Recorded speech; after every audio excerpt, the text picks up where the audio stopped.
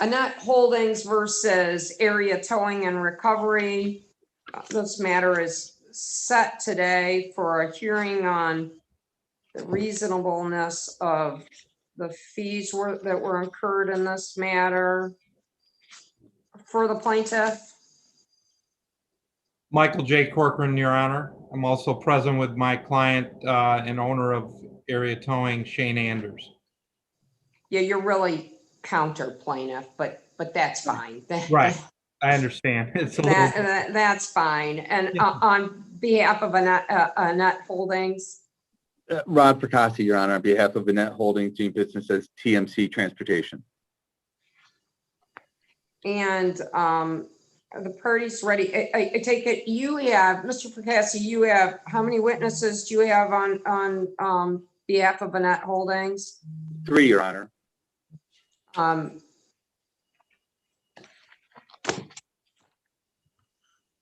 are you ready? I know it's out of order. Mr. Cork, is it Corkison? How do you pronounce your last name? Corcoran? Corcoran, thank you. I have someone joining named Bill. That's my expert witness, Bill Georges. Okay, so you're gonna have to remind me on who started this. I'm not sure that I know who the moving party is. Well, Your Honor, I think that based on the ruling at some point in this case, the original complaint was essentially dismissed, and we're left with the counterclaim over the reasonableness of the towing. How we got here was originally TMC filed in circuit court. Right. Under a claim and delivery theory. That was essentially remanded to district court.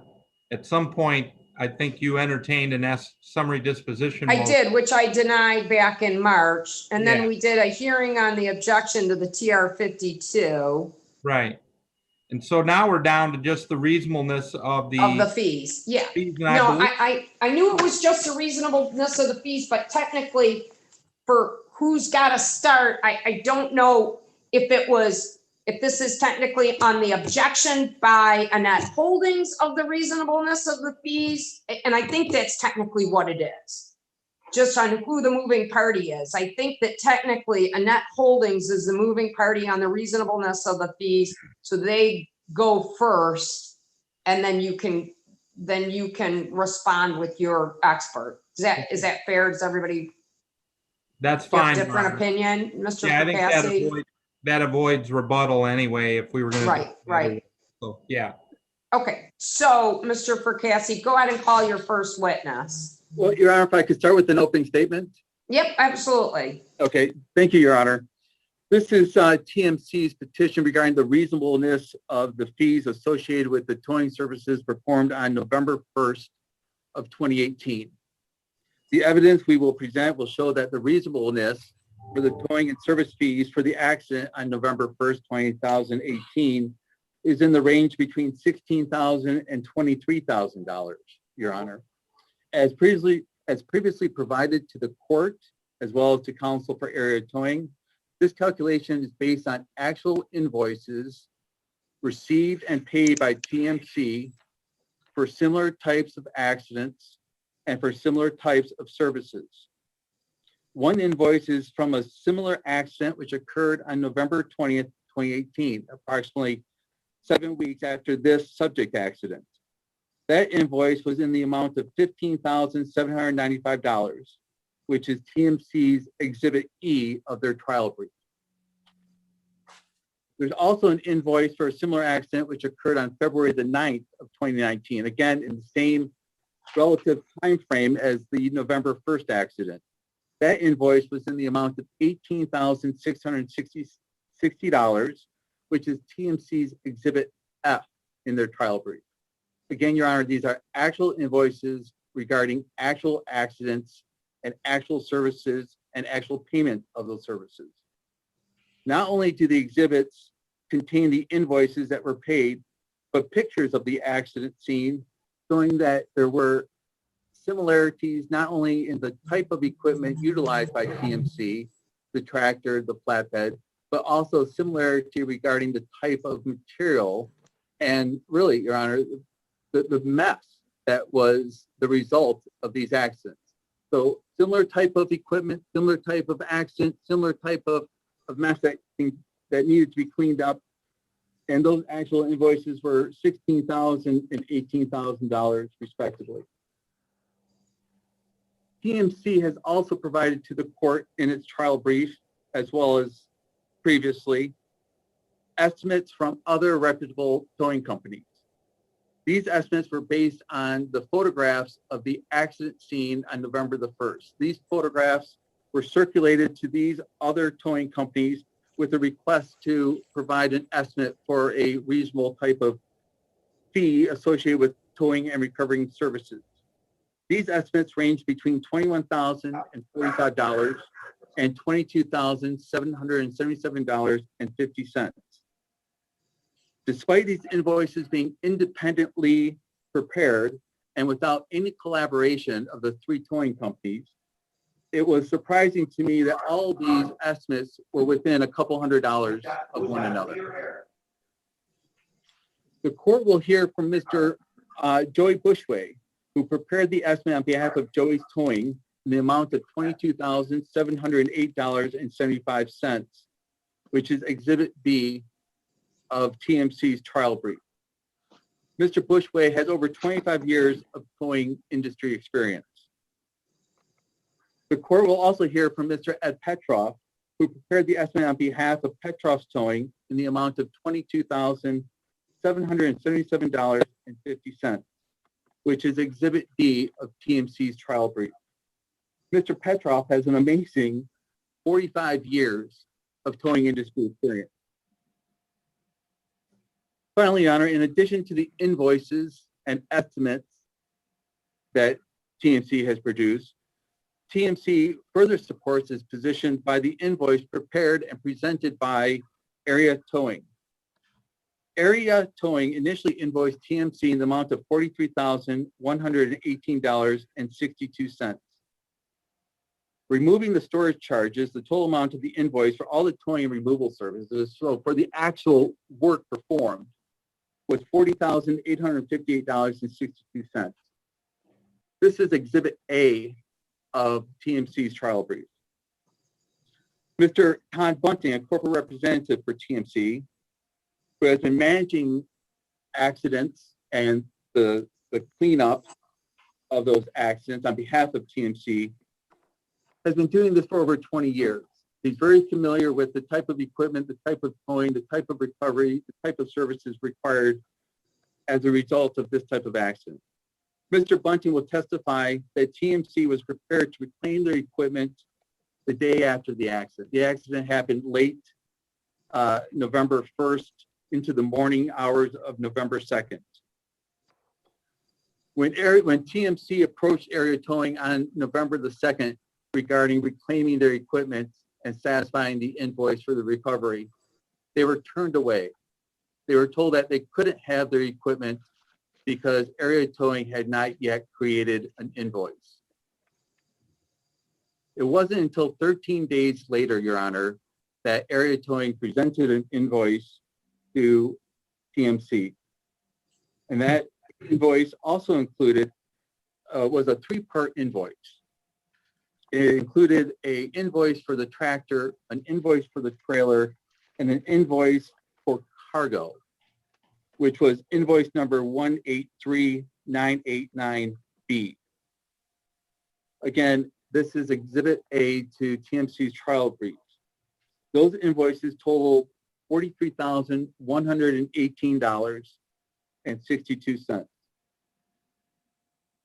Today, Your Honor, Area Towing is claiming $39,813.25. That's the amount that they have put in their trial brief. That's the amount that they've been demanding probably for the last year and a half. What's surprising, Your Honor, is that this amount is less than the initial $43,000 invoice that was submitted to TMC back in November of 2018.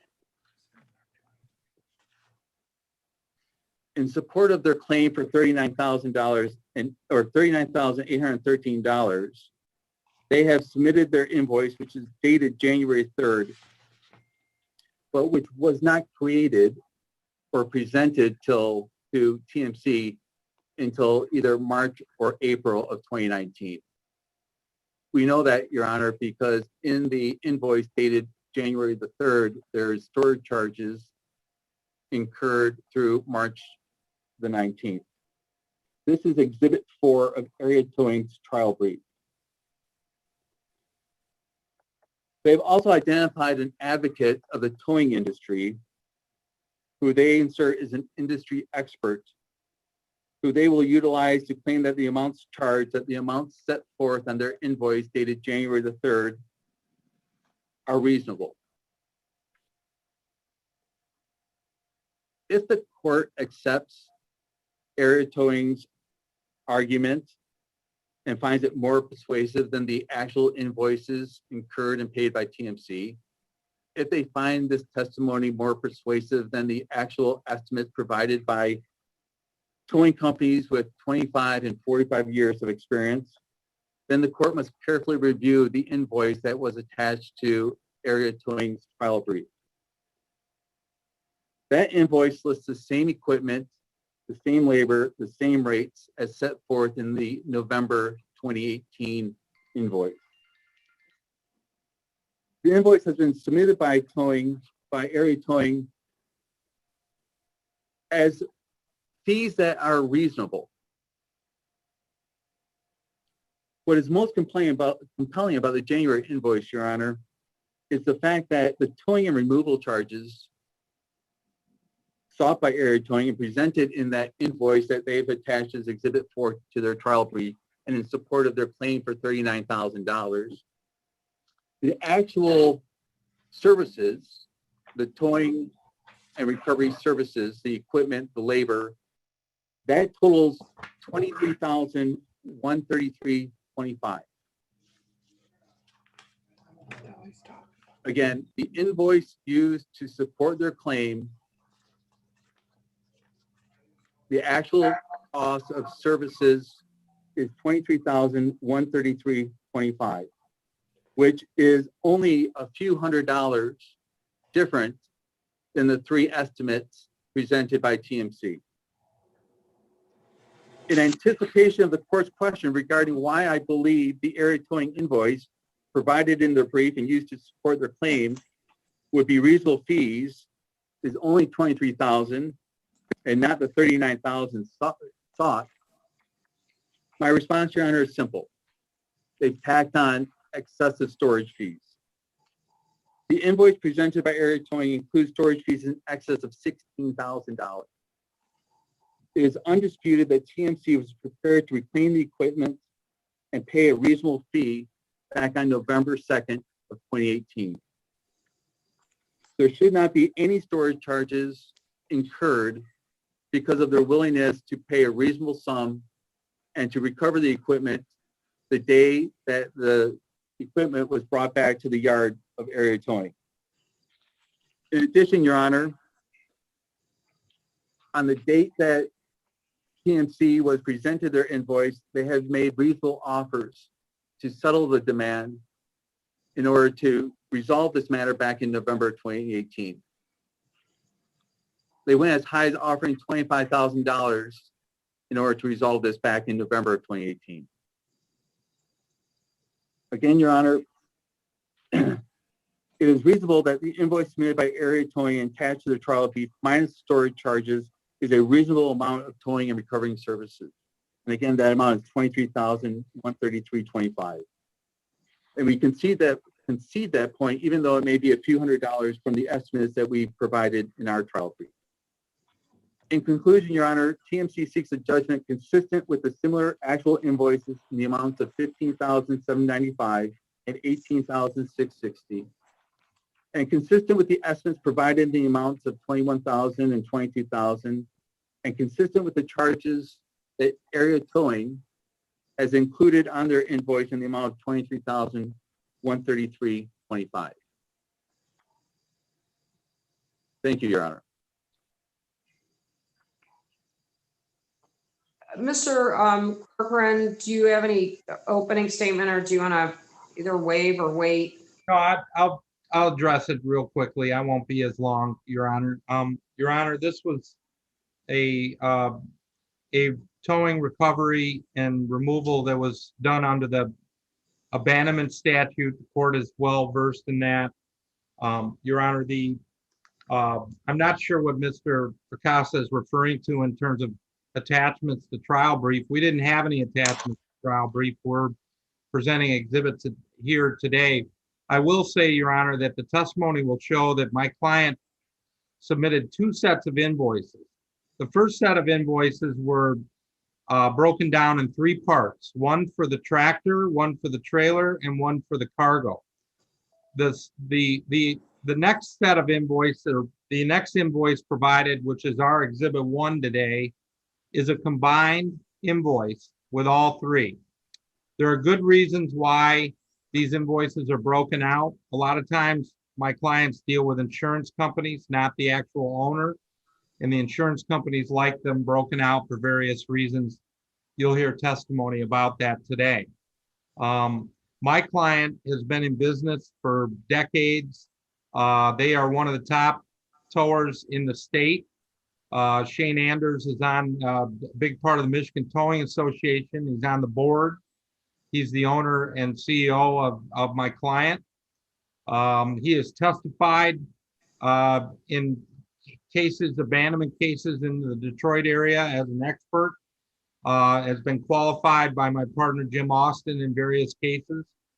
Your Honor, this piece of road that where this accident occurred, my client has essentially the exclusive contract with the MSP, Michigan State Police, for the towing and recovery of that section of I-94. Are you implying, since he has an exclusive contract, that he can charge whatever he wants? No, not at all, Your Honor. Then what's the point of talking to me about his exclusivity? Because the point is this, Your Honor, is that my client, in order to have that opportunity with the MSP, it has to be in a position to respond to accidents and recovery incidences on notice.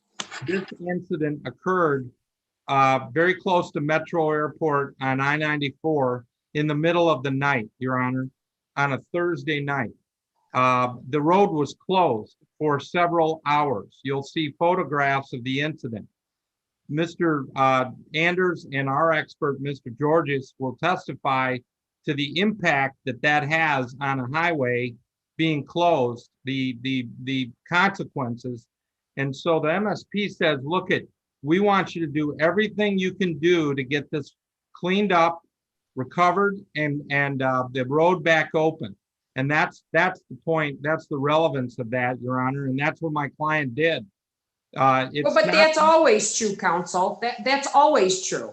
Any highway accident, they want them in and out. Well, I understand. That's fine. Go ahead. And finish your argument. In this case, though, because of where it was, because of the highway where it was located near Metro, everything was done to try to get this cleaned up fast. And so there was a heavy labor component to this.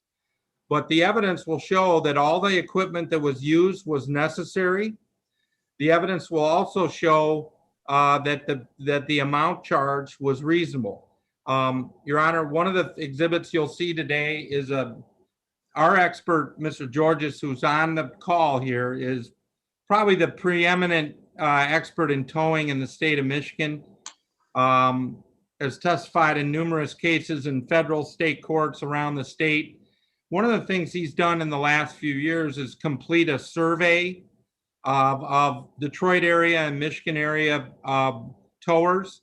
And that survey will be introduced today and compared to the rates that were charged in this case.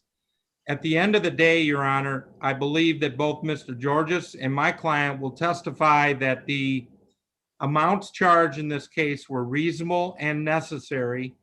And therefore, we're asking, Your Honor, the actual amount is $41,000 plus. It'll be on the exhibit 1 when that is introduced. But at the end of the day, Your Honor, we're asking for a judgment in that amount.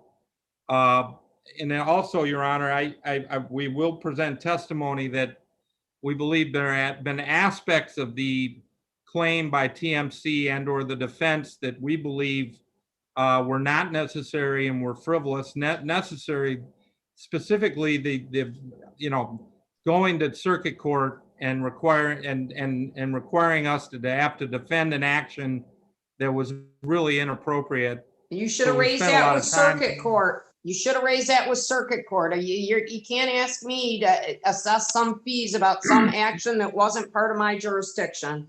Okay, well, I certainly can ask for that in circuit court, Your Honor. At the end of the day, Your Honor, we're asking for a judgment in the full amount that we prayed for, the 41,000 and change plus court cost and statutory attorney fees. So, thank you.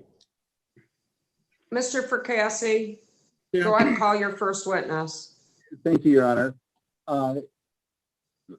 I call Joey Bushway.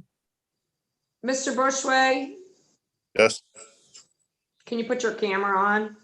Yeah, hold on one second.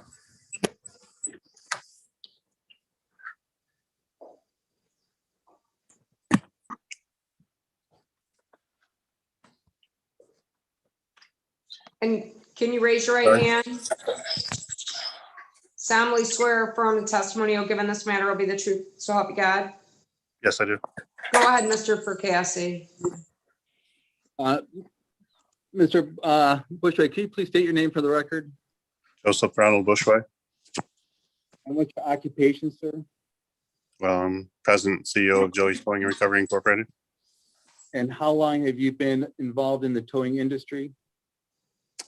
27 years. And did you prepare an estimate on behalf of TMC? Yes, Where is your business out of, Mr. Bushway? Detroit, 10290 Gratiot Avenue. I just wanted to know if you were Metro Detroit or somewhere out of the area. No, I have a shop in Detroit and in Toledo, Ohio. Okay. Go ahead, Mr. Fracassi, sorry. No problem, Your Honor. And Mr. Bushway, what did you review in preparation of preparing your estimate for TMC? The photographs that were sent to me. Okay. And did you also utilize your own experience of over 27 years in preparing the estimate? Correct. In your opinion, is the estimate a fair and reasonable cost of charges associated with this type of towing and recovery services? My estimate is based off of what I've, my years of experience and what I assumed it would take to do the recovery as well. I'm pretty based in the same hours that they had out there, I believe, in their invoice as well. Okay. Have you seen the invoices presented by Area Towing? Yes, the ones that you sent me. Okay, and there were several of them. So did you see the one for 43,000 or did you see the one for 39,000? Honestly, I have to go back to my email to look for that.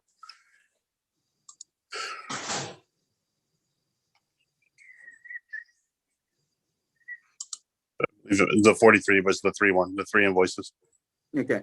In your experience, do you know of a reason why a towing company would submit an invoice for $43,000 in November of 2019 and then submit another invoice in January of 19 or dated January 19th, but technically it was issued in March of 2019 for an amount $16,000 less for towing services and recovery services? Your Honor, I'm going to object to lack of foundation and it calls for speculation on the part of this witness. Response, Mr. Fracassi.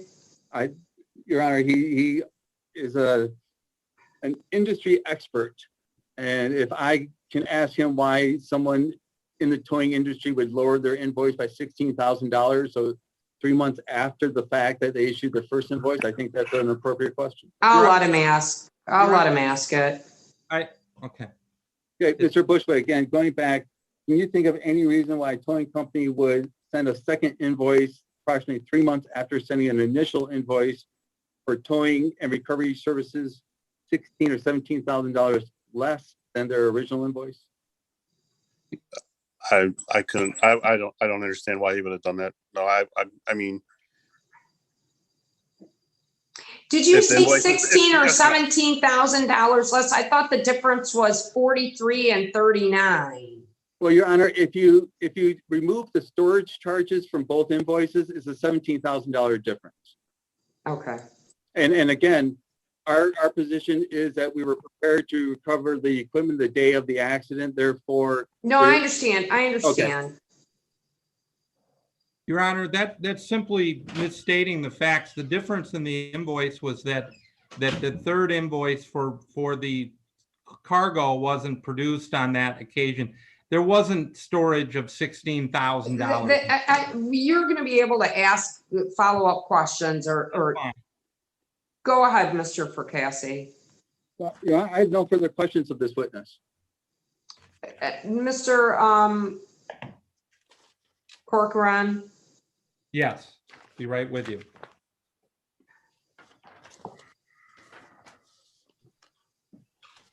Sir, are you familiar with the accident scene in this case? From the pictures I've seen, yes. Where is it located? I think it was 94 and Telegraph. 94 and Telegraph, is that near Metro Airport? Yeah. Do you know what time of the day this accident occurred? I believe you stated it was at 1 o'clock. 1 o'clock in the morning or 1 o'clock in the afternoon? What did you say? You said 1 in the afternoon, right? I mean, you said No, 1 in the 1 morning, correct? 1 in the morning. Yes. Okay, so you didn't know what time the day of the accident was before I said something? Sir, you operate a 24-hour towing business. You're available 24 hours a day, 7 days a week. It doesn't make a difference what time of day it is. It doesn't make the difference in terms of the labor costs, for instance, if it happens in the middle of the night, you pay Nope. the people the same amount of money? Yes, I do. Okay. Does weather? Any reputable towing company is going to do that. Okay, does weather play a factor? Not in my invoicing. It doesn't. Okay, how about traffic in terms of the fact that the highway was closed? That has nothing. I mean, the highway was closed does not interfere with the work that we do on a normal daily basis. Normally, every day, our workload that we do every day is in traffic. Okay. Gotcha. Do you do work for the Michigan State Police, Mr. Bushwick? I do work with other towing companies that do. Multiple towing companies around the city of Detroit, I do as well. You don't have a contract with the Michigan State Police though, do you? No, I do not. Okay, all right. And do you know if the Michigan State Police are find it very important to open traffic back up when there's been a shutdown on the highway? Any jurisdiction is going to be important to open up the freeway, no matter where you are in what state. Okay, all right. Yeah, there's no argumentation on that, I don't think. And where these invoices that you reviewed, which line item had $16,000 of storage charges? I would have to look through the emails. I don't have spreadsheets sitting in front of me. I'm sorry. Okay, no problem. Is it permissible in your billing practice to bill for a supervisor of someone that is supervising a traffic accident such as the one we have in this case? Of course. Okay, so that's a permissible line item. Yeah, I mean, knowledge is the most important thing on an accident scene. Okay. Is your hourly $125 for that kind of supervisory charge? Or what is your hourly? It ranges from what the job is. I mean, certain jobs are way more intense than other jobs. Right. So, sir, you know our expert, Mr. Georges, do you not? Yes, I've done work with him in the past. We've done accidents together. Okay. Are you familiar with his 2018 survey? I'm sure I've read it or saw it, yes. Did you review it in anticipation of your testimony today? No, I did not. And why didn't you review this? Well, first of all, did he do a statewide survey of TORA rates, including the Detroit area? Yeah, I believe he even called me for the exact same thing. Okay, but you didn't use that survey for today's testimony, correct? No, I've charged. My estimate is based off of what I would have charged my customer to do that accident. Okay, fair enough. Did you review photographs of the color photographs of the accident? Correct, yes. You did? Yes. Okay.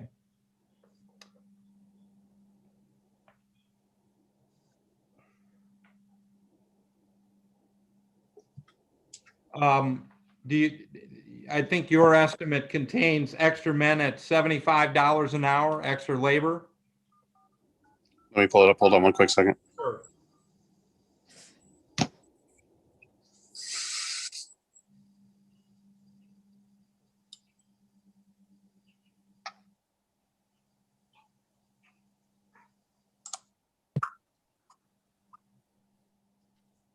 Yes, I have it as 3 extra men at 8 hours at $100 per hour. Okay, and you don't pay a Oh, premium? no, I'm sorry, $85 an hour I put it for. I'm sorry. No problem. Again, you don't pay a premium for the time of day? No, I mean, there's 3 different shifts that people work. I mean, they all get paid a fair amount And in your estimate, why is your medium wrecker only on the scene for 4 hours? because that would be the time that it took, in my personal opinion, for him to be there. And what would that medium record, what would be the job of the medium record? Hold on one second. I'm not even seeing a medium on my estimate. You might be looking at somebody else's.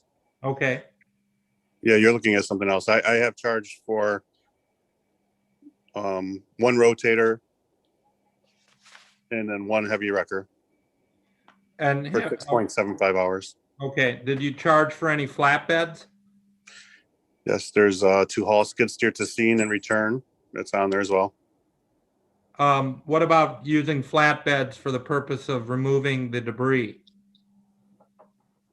No, I did not, because the debris would have went into the 30-yard dumpsters and or onto the trailer. But aren't you using the trailer to remove the tractor and the trailer? But the tractor trailer was still there, so you utilize that as well. Okay, so you take 2 trips? How would you do that? Well, if you have the tractor trailer there, all the load was on the tractor trailer originally, so you could put as much back on that tractor trailer, and whatever's the residual probably went into the 2 30-yard containers is how I figured it out. And do you know whether that was even possible in this case? Based off of the tractor trailer that was out there, I mean, it's a quad axle trailer. It can handle pretty much any of the weight out there. You have the loader out there that can load it up as high as you can get it. Okay. And then you also have the 2 30-yard dumpsters that could fit any amount of, plenty of, it's 60 yards of debris. Okay. Did you rely on any published or established rates other than Mr. George's survey, or did you rely on any Michigan State Police rates? No, I'm sorry. I went based off the rates that I would have charged them if I would have done the job. I got you. Okay. That's all I have. Thank you, Your Honor. Any follow-up, Mr. Perkowski? Oh, Your Honor. Can we let Mr. Bushway go, or do we need him to stay? I'm okay with allowing him to go back to work. Thank you. All Obviously, you hear my right. phone ringing, huh? Yeah, and go ahead and call your next witness, Mr. Perkowski. Your Honor, if I may, so I addressed the invoice as Exhibit 4 of Area Towing's trial brief, and that was my mistake. Right. So I just want to clarify for the court that they do have Area's trial exhibits that I received late last night. Right. What? Okay. Your And Honor, for so- the record, we've provided all of the materials that we're using today. Previously. Yeah, no, I know. No, Your Honor, I'm not accusing them of anything. I want to make sure that I address the documents properly as the court has identified them. Right, for the right. No, I purpose got of it. this hearing. I understand. Okay. And so, Your Honor, so for clarification, the court does have Area Towing Exhibit 2 and Exhibit 3. Yes. Okay. And if the court would indulge me and just verify to make sure that we're all looking at the same thing, on page 2 of Exhibit 2 and on page 2 of Exhibit 3, it shows storage charges.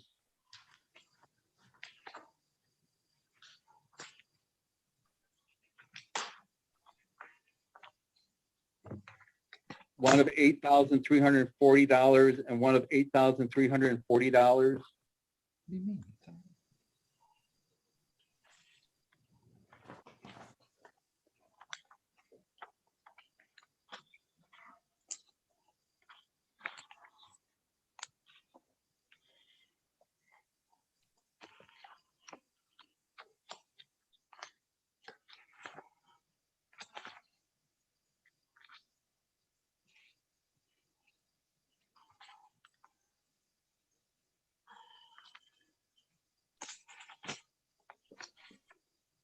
I'm trying to find it. I saw it. It's also Exhibit 4 of area towing's motion for summary disposition. That might be easier for me to find. No, all of these are ABCs. None of these are 1, 2, 3s. Hang on a second.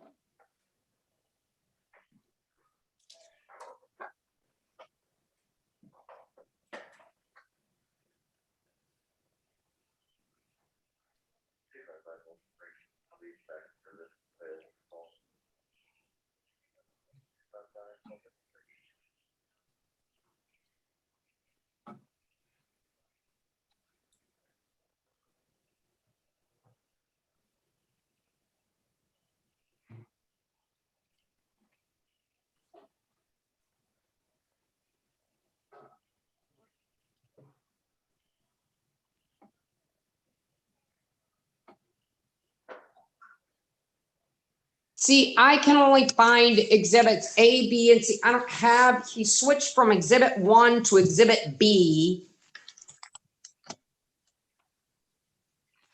On his response to the motion for summary. Oh, the response would be mine. Area towing would be the actual motion.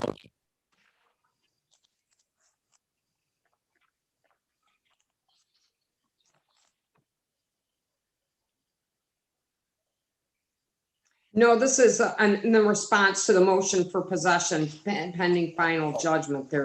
I'm back too far. This file's so thick. Hang on. Sorry, yes.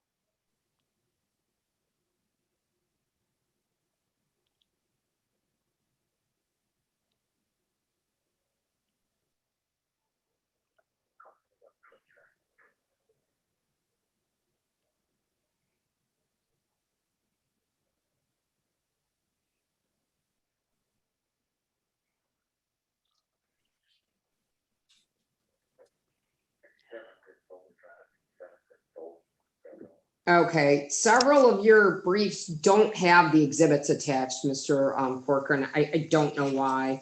I found an exhibit 2. Is that the one you said, Mr. Fracassi? I Would see be- a fee for storage for 8,300. And then another for 8,340. Your Honor, I think I can explain the difference between the invoices. I was looking at those. And I'll introduce our exhibit 1 as the combined invoice at the beginning. It was issued before any storage was really incurred. That's the $41,000 figure. Subsequent to that, additional invoices were issued Generated, right. when the tractor. Okay. Yeah, I figured, but I don't have, those aren't attached to anything. I see the 1,8,300. It wasn't released back. Okay, Yeah, back to them till March. Right. Those 2 items were in there for anyway, a while. go ahead, Mr. Fracassi. Your Honor, it's imperative that the court has those invoices, because those invoices are the foundation of our argument, in the sense that those invoices, which were issued 3 months after the date of the accident, and which are the basis of Area Towing's demand of $39,813.25, include $17,000 in storage charges. No, Your Honor, Mr. Cochran is talking about $41,000, but their trial brief in their conclusion states $39,000, the exact to the penny amount of the invoices that they attached as exhibits 2 and 3. Your Honor, the $39,000 figure is simply wrong. I thought I was going first today. The combined exhibit 1 is $41,000. That was the invoice that was issued the week of the accident. The subsequent invoices, which I intend to introduce, also include some storage charges of an additional $16,000.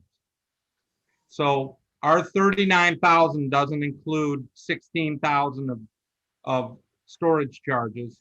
The actual number is the 16 plus the 41. And our trial brief is wrong. And I don't know why we added that number in there, but I know the difference. And I just simply ask the court to rely on the proofs here. If the court wants those invoices introduced right now so that Mr. Fracassi can use them, I can do that. I can share the screen, and I was told by your staff that's how we're admitting exhibits, is to share the screen. So. Well, Your Honor, now I'm at an extreme disadvantage. If the Area Towing submitted a trial brief claiming $39,000, they filed a motion for summary disposition claiming $39,000. Now, in the middle of this hearing, they're claiming, no, it's $41,000 plus $16,000. I don't know how to respond to that, Your Honor. Your Honor, all of the exhibits have been provided. We did discovery, written discovery. This is no surprise here. Other than the number, if the number was wrong, it's wrong. I think the proofs are what count here. So there's no disadvantage. He has all the exhibits we intend to use. And the difference is. But the number you're asking for is the 41, not the towing. Not the storage. The storage. Or storage. Yeah. I misspoke. I apologize. Not the storage. Well, Your Honor, for purposes of today, in clarity, I've just checked with my client. We're willing to just proceed on that number and essentially give them a break on the storage. The way this came down, normally they would have had to post a bond, but that bond was released. So out of your 41, what are the storage fees that are included in the 41? How much? None. 0. And it's Exhibit A. I can share that right now. Share it right now. I will. Hold on. Let me get this. Bear with me here. Just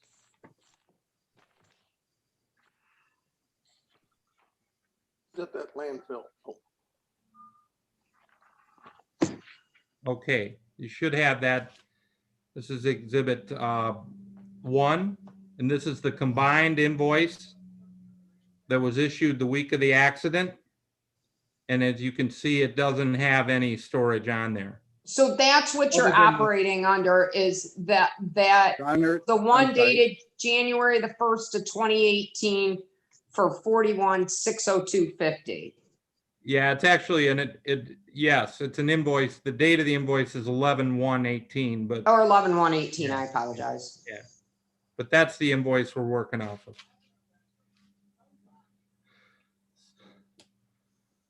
All right, Mr. Fracassi, do you understand now? Well, Your Honor, again, your brother counsel is saying, well, the only discrepancy are the numbers are wrong. We've been arguing that since November of 2018. And you can't produce a trial brief saying it's $39,000 and trial exhibits equaling $39,000 dated after this 11/1/18 exhibit, and then say, oh, never mind, don't prepare for this exhibit 1. You should prepare for something else. That's fine. You can make that argument as we wrap this up. You can take it down, Mr. Corcoran.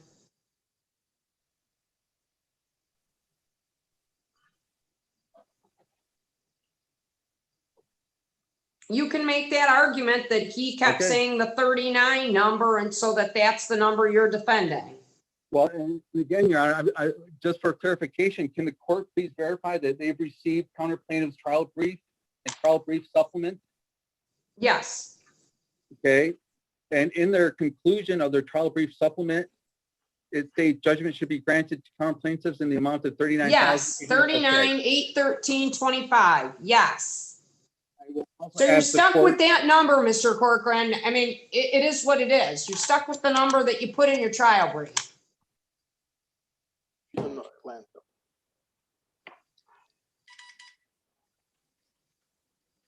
Go ahead, Mr. Fracassi. Do you want to call your next witness? Yes, Your Honor, although I lost everybody. I think I And had click 23 on the view that you, Yeah. Sorry. Okay. Your Honor, TMC calls Mr. Ed Petroff. Mr. Petrov, can you raise your right hand? Solemnly swear or affirm the testimony you'll give in this matter will be the truth, so help you God. Yes, sir. Ma'am. Go ahead. Mr. Petroff, can you please state your name for the record Edward Petroff, and your occupation, sir? owner of Petroff Towing. And can you provide the court the number of years of experience in the towing industry? 45. And Is your tow company also in the Metro Detroit area, Mr. Petrov?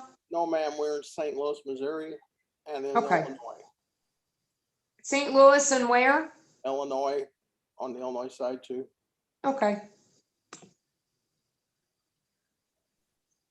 And Mr. Petroff, could you prepare an estimate for TMC? Yes. And can you tell the court the amount of that estimate? I don't have it in front of me, but I think it was 23 something. Okay. For the record, Your Honor, this is 22,777. yes, thank you. Can you tell the court how you came up with that estimate? Basic, same, just some pictures, and we get several of them loads. We do over 100 rollovers a year. So at the end, they're all pretty basic. They're labor intense a little bit, but you don't use that much equipment. But at the all in all, it's just restack and put it back on, like Joey said, put it back on the trailer that he was pulling, most of it, and the rest of the junk put in the dumpster. Okay, so for somebody like myself, this would seem like a horrific accident, but based on your testimony, you're indicating that this is a regular occurrence? Pretty standard. Okay. And is your estimate of $22,777.50 a fair and reasonable amount for services to be rendered for this type of accident? I would say so for the time and the type job. Yes, we've had them right there. And Mr. Petroff, you've been in the courtroom listening to the discussion between the attorneys and the judge. And there's a issue regarding, there's an original invoice.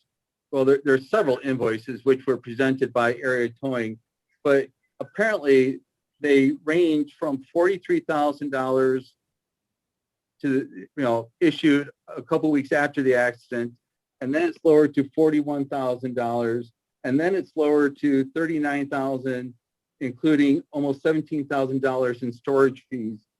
Based on your experience, can you provide the court an explanation for why a towing company would submit 3 invoices and would lower their invoice from $43,000 to $23,000 plus storage charges? I'm going to object, Your Honor. It calls for speculation. B, counsel never moved this witness to be qualified as an expert. Response, Mr. Percassi. Experience in the towing industry. I'm asking him what, if he, in his experience of owning a trucking company or owning a towing company, would have any idea why a towing company would submit 3 different invoices and reduce their invoice amount from $43,000 to $23,000 plus storage charge. I think the court would like to hear his opinion on that matter. Can you show me the document where this is, I mean, the document that Mr. Corcoran showed is the 41,000, and now they're saying it's 39,000. I don't have any document that has 23,000 plus 17,000 in storage fees. That document doesn't exist in my file.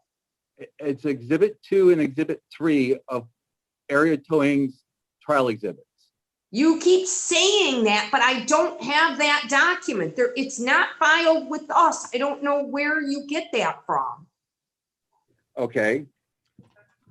I thought that we had just put on the record the fact that Your Honor saw the invoice and saw that on the second page of Exhibit 2, it showed 8,630. It did. It showed 8,000. You're exactly right. It showed 8,000, but it wasn't.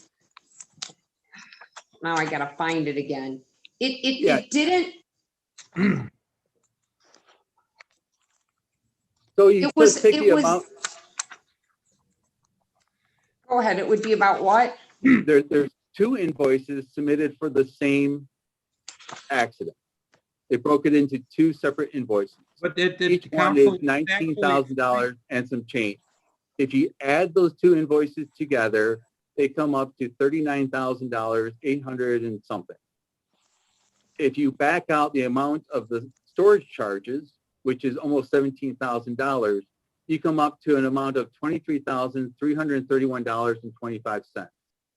So it's $23,331.25 plus the storage charges. Your Honor, if I may address that, what counsel's forgetting to note, and I intend to introduce it, is there's an Exhibit 4. Exhibit 4 is the cargo invoice.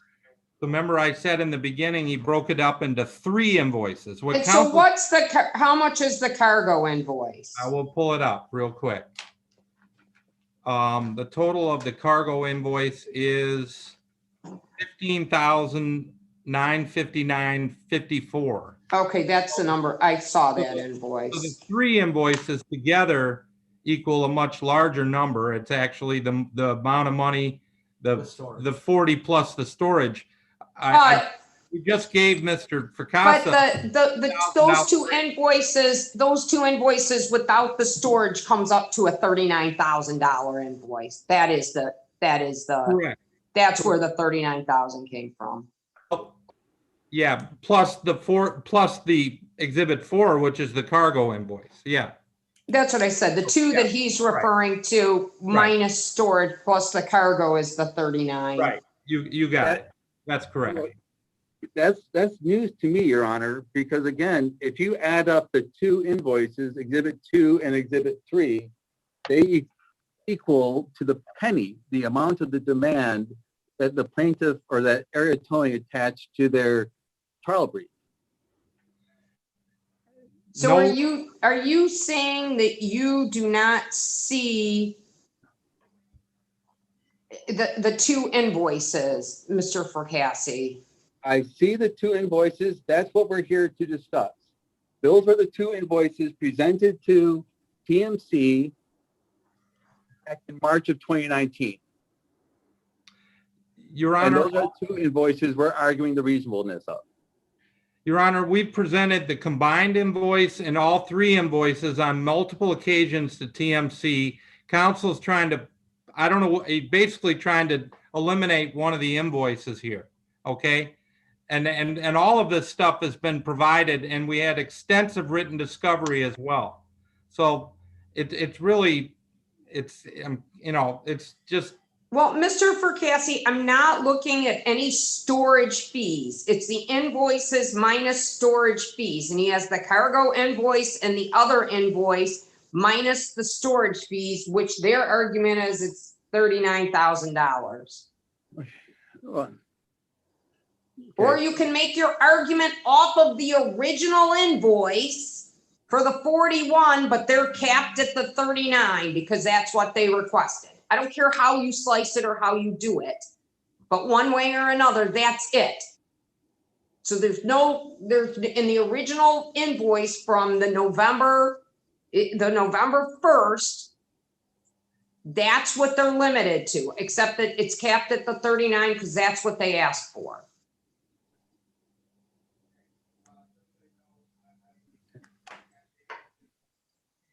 gonna go. Your Honor, if you would just bear with me here, I'm trying.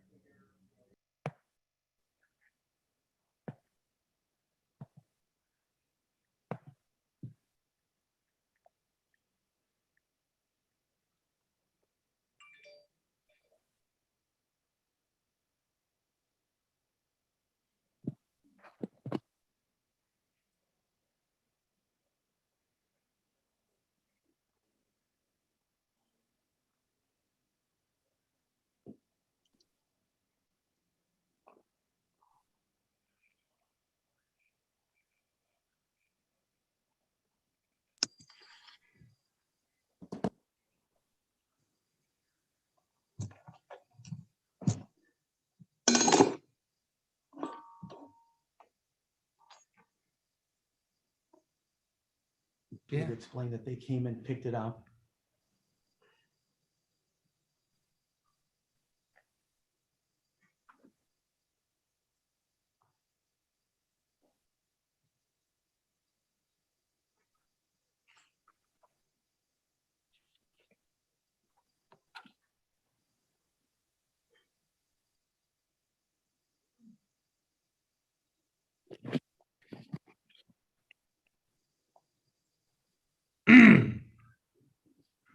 Are you ready, Mr. Fracassi? Yeah, Your Honor, I'm just again trying to understand because the cargo invoice has a different date than the Exhibit 2 and Exhibit 3. So I don't know how they're connected. Okay, Also, what Your I want Honor- you to do is, I only want you to look at the invoice from November the 1st of 2018. I don't care about any other invoices. I want to look only at the invoice from day one. That's the invoice we're dealing with, but it's capped at the 39,813.25. I don't care where they want to deduct the money from. Your Honor, why would we be looking at the November 1 invoice when they've submitted a? Because I don't subsequent care about invoice? the other invoices, Mr. Fracassi, because none of this is, because you're making this way more complicated than it needs to be. They want to be paid for their towing. You're objecting to the reasonableness of the fees. Look at that invoice and take those numbers from the date that it was written right after the accident and make your argument, or have Mr. Petroff or whatever make an argument on why those fees aren't reasonable. Thank you, Your Honor. So again, Your Honor, before this, we were, Mr. Petroff was testifying to the reasonableness of the estimate, and then I have no further questions for him. Okay. Mr. Corcoran, Mr. Petroff, have you ever worked on an accident scene in Michigan? No, sir.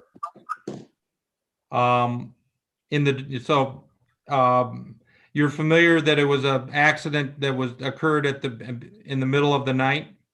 Yes, sir. And are you familiar with the location of the accident? Yes, sir.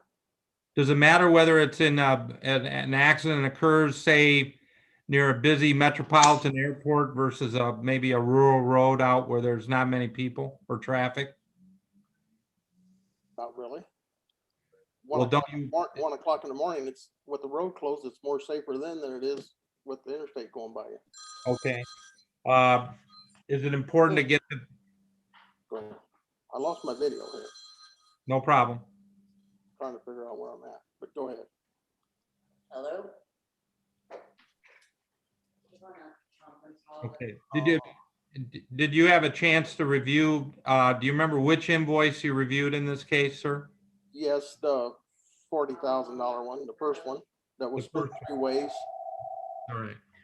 Now, you provided an estimate based on what you've been provided in terms of facts regarding this accident? Yes, sir. And what all did you review? Well, the pictures and their tow invoice. Listen, their prices are not online. Their time is way out. They just got too much time for that type of accident, especially when they're saying it's a quick clearance. That's why they call. I mean, and that's to go back to the records. You don't have all them irons and wreckers there because all you got is an empty flatbed now that you cut the straps loose, stood it up, and moved it out of the way. So there's no reason to keep having all that equipment there. You brought some forklifts and some banding equipment and some manpower to load it and go. I mean, I don't know. I mean, we do them all the time. Listen, we do over 100 a year of rollovers. And So I just want to get this straight. In terms of the amounts charged for the equipment or the equipment used, you don't have any issue with that, right? the equipment used is too much. Oh, I thought you just told me that it was just too much labor. No. Wouldn't listen. It has too much time for the wreckers and too much time overall. The bottom line is you don't use it all that long on a quick clearance program that you're saying you was doing. Do you know? Okay. Do you know how much, what amount of cargo had to be cleaned up and removed and taken back? Right. I just did one Sunday night. Same thing. Yes, I understand that. No, I'm asking how much cargo was there? Well, probably 64,000, 68,000, whatever 64 or 68,000 what? of payload. Is that pounds? What is that? Yes. Okay, I just trying to understand Right. what you're saying. But what I'm trying to tell you is their per hour stuff ain't really far out of whack. It's they have too much equipment for too long for the job in hand. Okay, That's the bottom line. all right.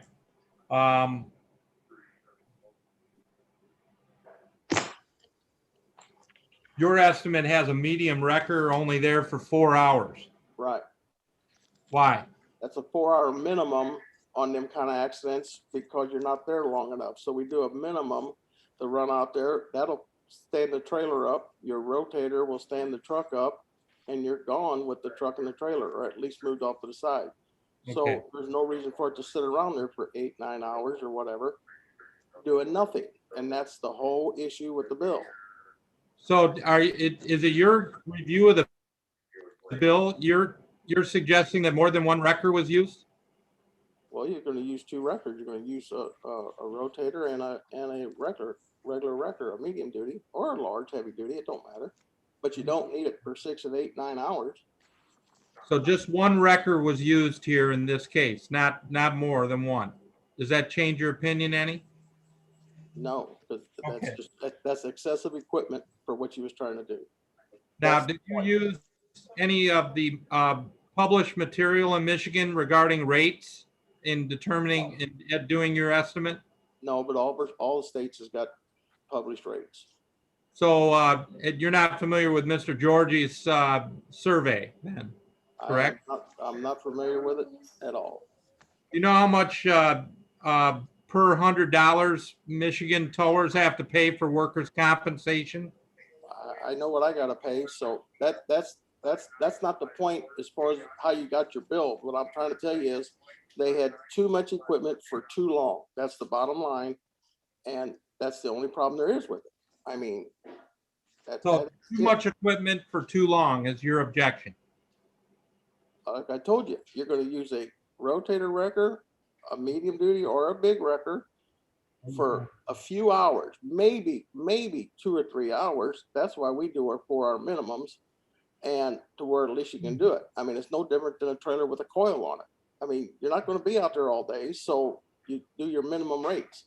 So at the end of the day, you went out there and you cut the straps, stood the trailer up, just what he did, and moved it out of the way, and then I went in there with their rollbacks to bring in their skid steers and all that kind of stuff. I get all that, and some manpower to stack it and all that. I'm not so sure how to stacked it and banded it in the middle of the highway, but regardless, that's what they did, and it turned out good, and just took too long and too much time. So let me ask you a question on the charge details. Every time it says quantity, like 10, 8, 8, 8, 8, 8, that is the amount of hours. Is that correct? What he's saying. You talking to me, ma'am? I am talking to you. Okay, yes. So like, if you look at, pick Right. one of their invoices, whether it's the trailer or the Load or whatever. load, or the third one is the cargo, or the cab, I guess. Is it the cab, the trailer, and the cargo? Yeah, Is that Yeah, the three? truck, trailer, and cargo, which. Okay, so if you just look at the trailer and it says HD class 7 and 8 rates, quantity 10, I take it that means they're claiming that was 10 hours. Yes,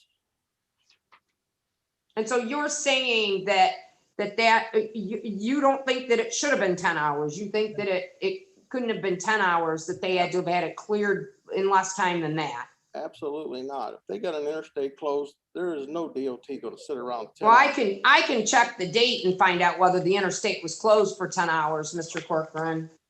That's what it says. So, but going back to my original point, I'm just saying the amount of equipment.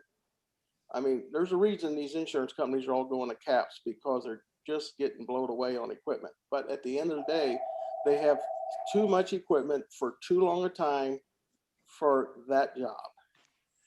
And listen, like I told you, I did over 100 a year for several years. I have never been to court on any tow bill of ours, period, because one, it just don't happen. And I'm probably the highest guy in St. Louis, and that's pretty sure you can check that out. So. Go ahead, Mr. Corcoran. Anything else? So, sir, the invoice in question had one wrecker at 9 hours, and your estimate had 2 trucks at 4 hours each. Is that correct? I gotta pull it back up. Let me pull it back up. I mean, I was using some of his times. I didn't go by what I'd have did. I'd have been in and out of there a lot quicker than that. I can promise you that. And but you have, what facts has presented to you? Have you ever talked to Shane Anders, who No, was sir. there at the accident, to No, know how long and what kind of effort was required? I'm very familiar. I mean, like I say, the pictures are worth 1,000 words, and he had a bunch of pictures very clearly what was the job at hand. Okay. I'm just telling you. Again, my question was, the bill in question had one wrecker at 9 hours, and I think your estimate had 2 wreckers at 4 hours each. Is that true? Yeah, I guess. I haven't looked my bill back up. Let me look it back up. But Okay. yeah, go ahead. And do you bill, when you do your bills, do you bill from the time you get the dispatch call till the time you bring your trucks back and clean them up and park them and you're all Yeah. done? Yes, porthole to porthole. portal to portal. So the 8 hours may not include time actually out on the site. Is that true? From the time they pull out to the time they come back, each piece. Right. Okay.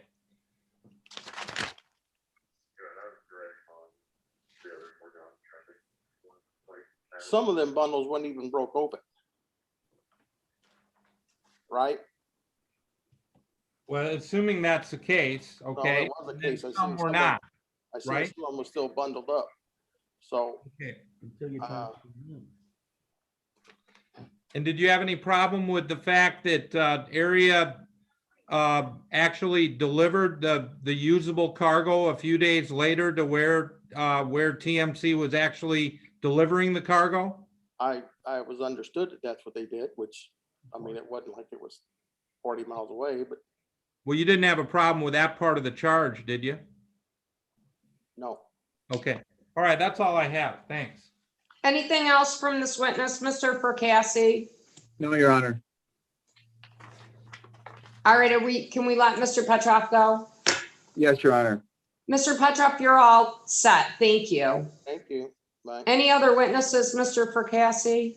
Yes, Your Honor. I'll call Mr. Todd Bunting. Mr. Bunting?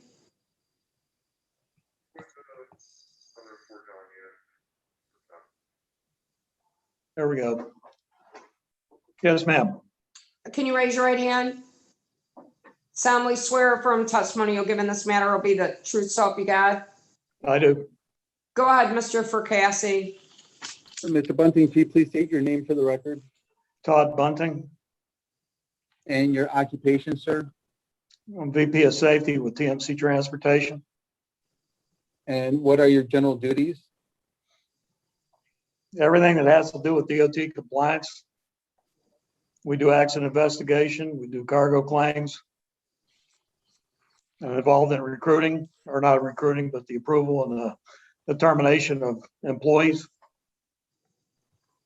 And is part of your duty to address accident scenes and coordinate towing services? That's part of our responsibilities, in my department. Can you describe for the court the steps you took to reclaim the equipment from area towing regarding the accident that occurred on November 1, 2018? Now, first of all, we did hire an insurance adjuster to go to the scene that night, because we're based in Des Moines, Iowa. Our insurance adjuster got out there about 1:55 in the morning. This accident occurred about 23:26, the night of the 18th or the 1st of November, 2018. And the adjuster in his report to us said that the truck and the trailer Your backed up Honor, on the wheels. hold on, Your Honor, hold on. I'm going to object, Your Honor. Now he's engaging in hearsay and he's talking about what the adjusters told him. Response, Mr. Fracassi? Your Honor, he's simply recalling his recollection of the steps he took from the date that he was notified of the accident to today, if necessary. But I'm not asking that. I'm asking you to address the issue of hearsay. Well, he's recalling a document that was prepared in the ordinary course of business. Then he can't testify to that document. You can publish the document. But if it's an insurance document or whatever, but he can't testify what the insurance person told him. Okay. So, Mr. Bunting, without telling the court what was on the report, can we fast forward to what happened the morning after the accident? Yeah, the following day, we checked in with the tow service. We were prepared at that point in time to pull our truck and trailer out of there, whatever it took to get the load. And they weren't prepared to release anything at that point in time. Reason being, they needed to prepare an invoice. And when did you first receive an invoice? October 13th. Okay. And that invoice was the amount of what? There was 3 invoices to it.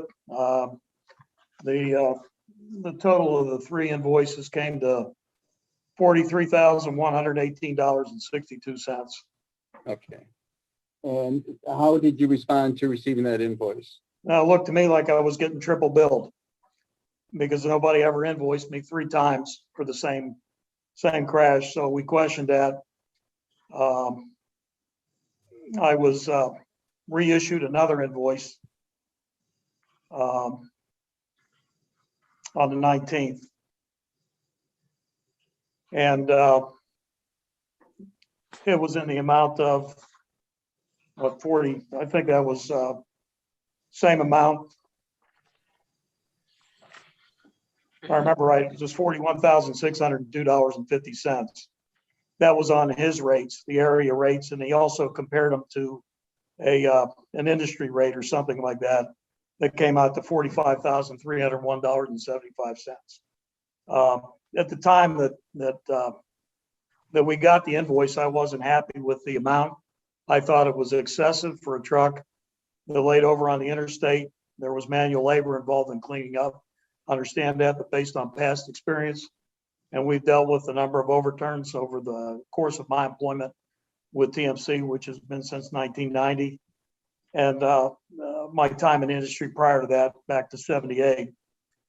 And I thought that bill should have been in the $20,000 range.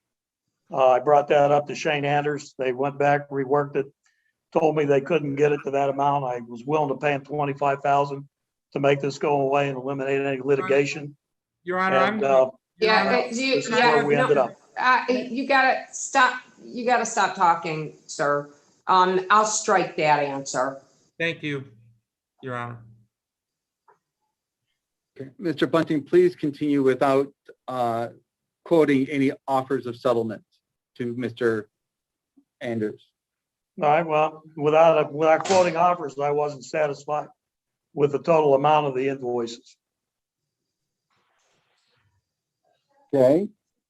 And what was the last invoice you received from Area Towing? That was the revised invoice that came about November 29th. There was 2 of them. One again with areas rates and the other one with an average rate or something like that. The difference being the area rate was $41,602 and change, and the average rate was $45,301 and change.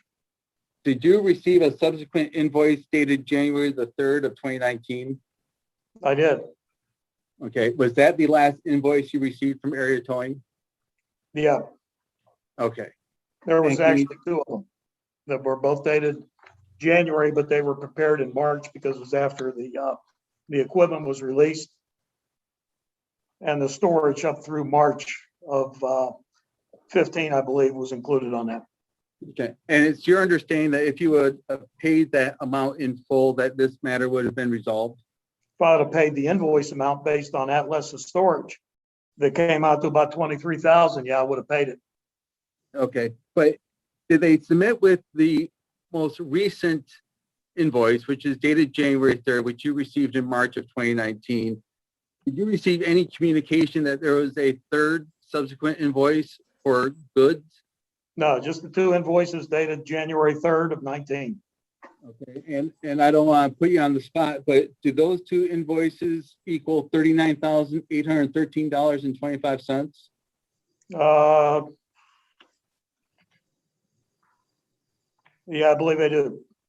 And can you tell me the amount of storage charges on those invoices? It was $8,340 on both of them, so a total of what's that? $16,680. Okay, but you're testifying for the court that you were prepared the day after the accident to reclaim the equipment and pay a fair and reasonable amount. I was. Your Honor, I'm going to object. He's leading the witness. Sustained. Rephrase the question. Thank you, Your Honor. The amount of the, now I lost my train of thought, Your Honor. Good job, Mike. The amount of the invoices, did they include storage charges? Which invoices are you referring to? I'm referring to the invoice that was dated January 3rd, but wasn't issued till sometime in March. Yeah, there were storage charges on those invoices. And based on your testimony, those storage charges equal $16,680, correct? That's correct. You think that those storage charges would be fair based on your testimony that you wanted to reclaim the equipment the day after the accident? Your Honor, I'm going to register an objection. Mr. Fracassa has already received a $16,000 break in this case. We have waived the request for storage charges here today. So why is this question relevant? Why is it relevant, Mr. Fracassi? Your Honor, if the plaintiff or area towing will stipulate that they will waive the storage charges on the January 3rd, 2019 invoice, I think we can proceed without further objection. Your Honor, I'm not going to be tricked here. The issue is we're working off Exhibit 1, which is the 41. Yeah, I mean, you can make the argument, there's a couple of storage fees and you're gonna make the argument that whatever, you know what I'm saying? Yeah, I just, So, Your Honor, the most practical, the most meaningful invoice was the last one submitted. I don't that's care. I already told you because you're trying to argue about storage fees. Go back to the invoice that they originally submitted.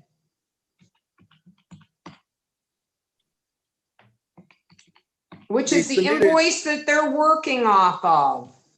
But they're not working off that invoice, Your Honor. Again, I draw the court's attention to area towing's motion for summary disposition filed in January 5, 2021. In that motion, they're seeking $39,813.25. The only invoice that is attached as an exhibit to that motion is the exhibits 2 and 3, which total $39,813.25, which includes $16,680 in storage charges. That is the same amount cited by area towing in their trial brief. Again, $39,813.25. There's no combination of numbers from exhibit number 1 that equals $39,813.25. Okay.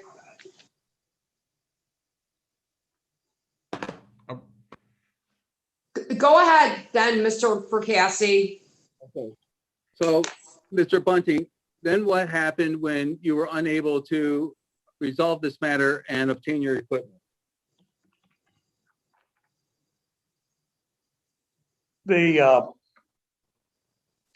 requirement for the invoice to be paid before we could get our equipment and load out of there. We didn't feel that we needed to pay that much money for the work that was done based on the crash that occurred. So we went the litigation route at that point in time. Thank you. No further questions, Your Honor. Mr. Corcoran. sure, thank you. Sir, I'm going to push up on the screen what has been marked Plaintiff's Exhibit 1.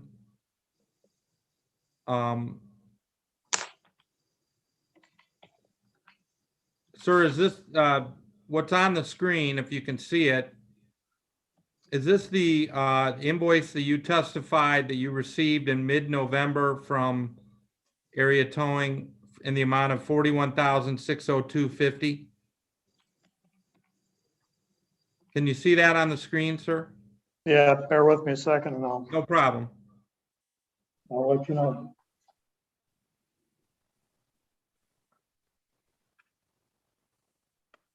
No.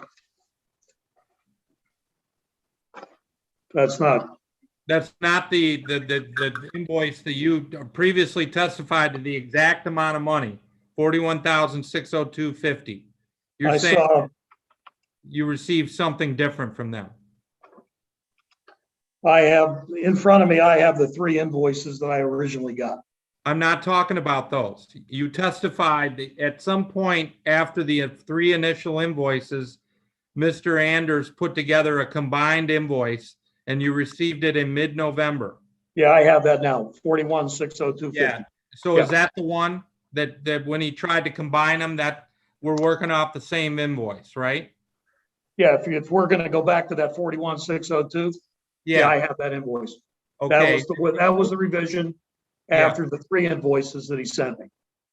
okay, all right. And that invoice included, for instance, the very last item on there is reload and banding together all lumber, 2,500, right? It did.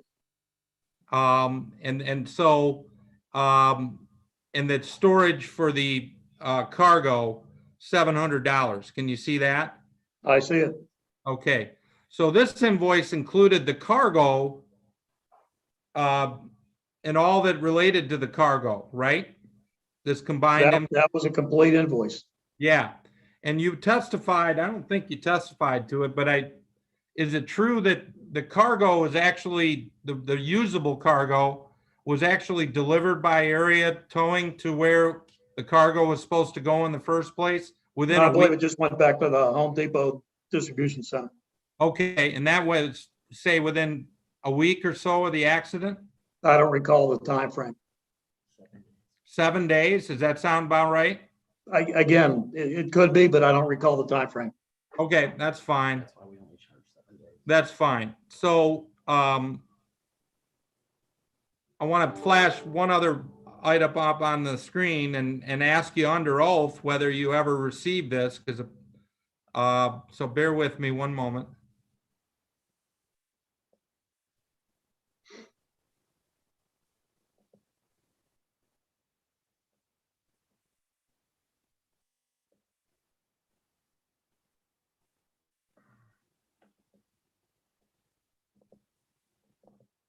Exhibit 4, plaintiff's Exhibit 4, is an invoice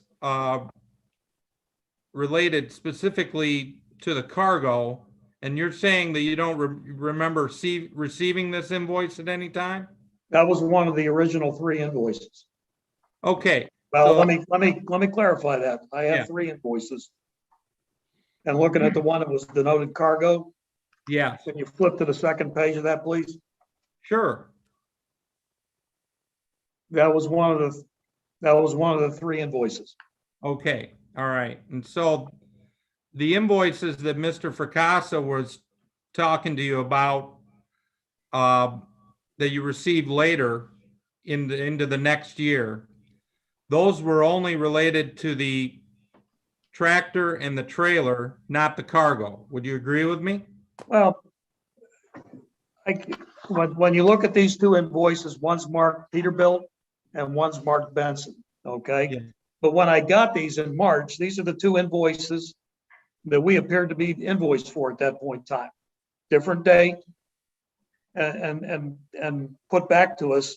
And there was no, there was no email or anything else that said also include the cargo invoice that came back from November 1st of 2018. And you So didn't, that okay. was, if that's the case, that's very misleading because it wasn't put to us that way. And so you're testifying you didn't get that third invoice. Not along with these 2, no, sir. Okay, and you didn't lift the phone up or email Mr. Anders to say, hey, why do these 2 don't jive with the combined invoice you gave me earlier? At that point in time, I shared those with our attorney because we were in litigation and I had no conversation with Mr. Anders. Right, right. And in fact, did you not direct Mr. Fracassa to file a bond and litigation? And he went to circuit court and did that? I Objection, Your did what I Honor. needed to do with Mr.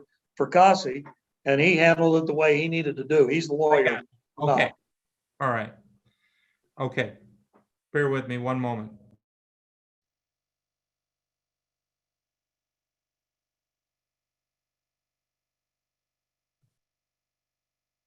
That's all I have, Your Honor. Thank you. Okay, I have Any no other- further questions? No, Your Honor. okay. All right, any other witnesses, Mr. Fracassi? No, Your Honor. Mr. Corcoran? Your Honor, I would call Shane Anders as my first witness. Mr. Anders, can you raise your right hand? Solemnly swear affirm testimony you'll give in this matter will be the truth, so help you God.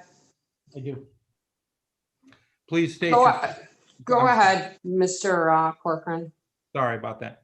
No, you're Um, fine. Please state your full name for the record. Shane Anders. Mr. Anders, are you an owner operator of Area Towing? I am. And what is your official role in Area Towing? I oversee the entire operation. Are you essentially CEO of the operation? I am. All right. How long have you, are you a part owner of the business as well? I am the owner. Okay. How long has the business been working? 25 years. Tell us all that Area Towing and Recovery does.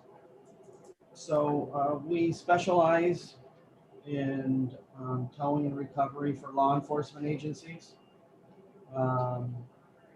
We don't do the road service and other type of towing due to what it takes to provide emergency response to the law enforcement partners that we are contracted with. What all locations do you have? So I have a location in Taylor that provides service for multiple police agencies, the city of Taylor. We have a specified area for the Michigan State Police for the last 25 years, which would be Inkster and I-94 at the Taylor Romulus border, all the way back to 94 in Wyoming, east and westbound at the city of Detroit border. And then we also have all of Southfield Freeway from the Detroit border near Ford Road, all the way down through E-Course to the water. And then we also have all of I-75 from the Detroit border back to Southfield Road. I also have 3 impound facilities in Monroe County. And we provide service for 15 law enforcement agencies down there, including the state police.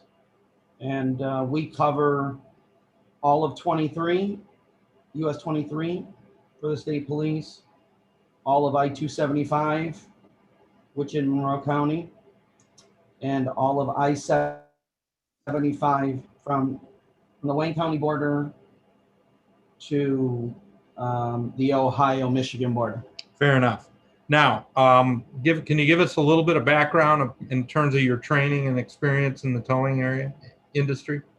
So we require all of our employees to go through training, the traffic incident management program.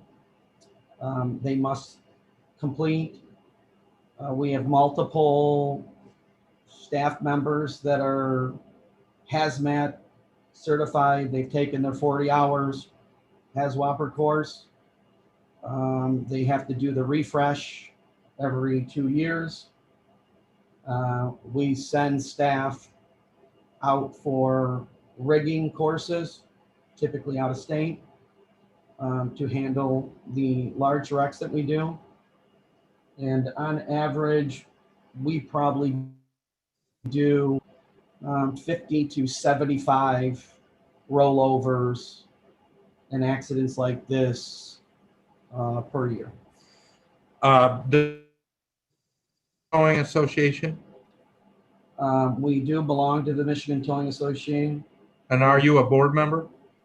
I've been a board member for 15 years, and I sit on the legislative committee, and I work with a couple other owners in addressing legislation.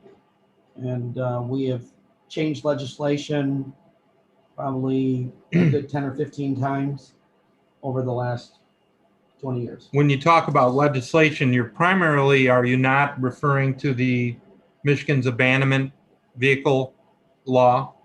The majority of it is all the motor vehicle code related to towing of vehicles. Okay. And do you have other memberships of any other professional organizations that you belong to? That's the main one that we really focus on. Okay. Have you had occasion to testify as an expert in cases where area is not involved? I have. And what kind of cases were they? Were they abandonment cases? They were revolving around the motor vehicle code, and typically it's either if the vehicle was properly towed or if the rates were considered reasonable. And how many times, and these are in Michigan courts, you've testified? They're all in Michigan, How many times have you been qualified as an expert? 3 or 4 times probably. Your Honor, I would, I know it's unique, but I would move for qualification as Mr. Anders as an expert in the towing industry for purposes of his testimony today. Comments, Mr. Fracassi? Well, Your Honor, again, the defense is caught a little, or TMC's caught a little unprepared. There was no indication that Mr. Anders was going to be submitted as a expert. Yeah, I in mean, this you case. didn't submit a CV, you didn't notify that you were gonna ask for him to be qualified as an expert. I don't even know what that means for towing. I mean, these people are all in the business for a number of years. I'm gonna deny it. That's fine, I'll move on. Does area towing, you mentioned it does perform towing and recovery services for the Michigan State Police. Yes. How does that work? Do you cover a specific area? So they have a RFQ that they issue, a request for qualifications. And then based on those qualifications, they have minimum requirements. It's difficult to make those minimum requirements. They do background checks. They take a look at the type of training, the equipment, the type of facility you have, and what services you offer. And so for the Michigan State Police, they're now down to, I think, 12 towers that cover all of Wayne County. And I happen to be one of those 12. Okay. And you're also in the connection with your work on the legislative committee of the Michigan Towing Association. You're certainly aware of the abandonment law. When a tower like area responds to a call from somebody like the Michigan State Police, are you essentially acting as that police agency's agent in that regard? Yes. Okay. Now, in this case, and then lastly, I would just say, how does MSP contact area towing when they need services? So based on where the accident is, the trooper on scene will contact their central dispatch, request whoever the contractor tower is to arrive on scene. They call our central dispatch. Our central dispatch will start to dispatch the equipment.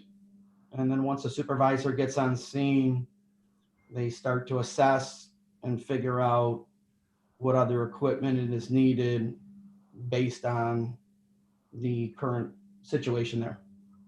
Fair enough. So did area towing receive a dispatch or a call to its dispatch operator on November 1, 2018 during the middle of the night? Yes, we did. And what was the request? The request was that there was a rolled over tractor trailer and that the entire freeway was closed. And they felt that it was going to be the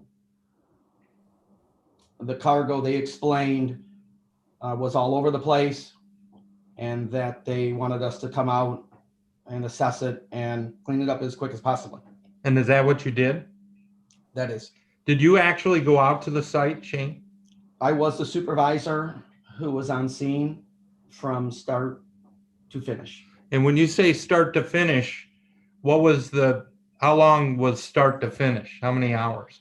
Well, so on the bill, if you look at, Yeah, we'll get it later, but the supervisor was on scene for 8 hours from start to finish. Some were on a little bit, were charged an hour longer because it took them a little bit longer to clock out and be available for the next call. so you heard the other side's expert witness testify that it shouldn't have taken that long. How do you respond to that? I think when you look at the photos and you start to realize that when the cargo comes off the trailer, some of it may still be contact at that time, but when you try to start picking it up, when it's not level, it's angled, it's sitting in the median, it's raining, it becomes difficult to pick all of that up and try to keep it intact. And you'll see from the other photos that it was looked like a puzzle to pick everything up. And we don't have any equipment that has fingers that allow you to pick each 2x4 up or pick them up in a manner without damaging them. And we tried to salvage as much of the cargo as possible. Okay. We, Shane, when you got to the scene, what was your general observation? What was going on? obviously, the difficult part was trying to figure out how you were going to take these, this, I'll call it construction cargo, which is 2x4s, plywood, sheets of plywood, roofing, shingles, aluminum siding, garage doors,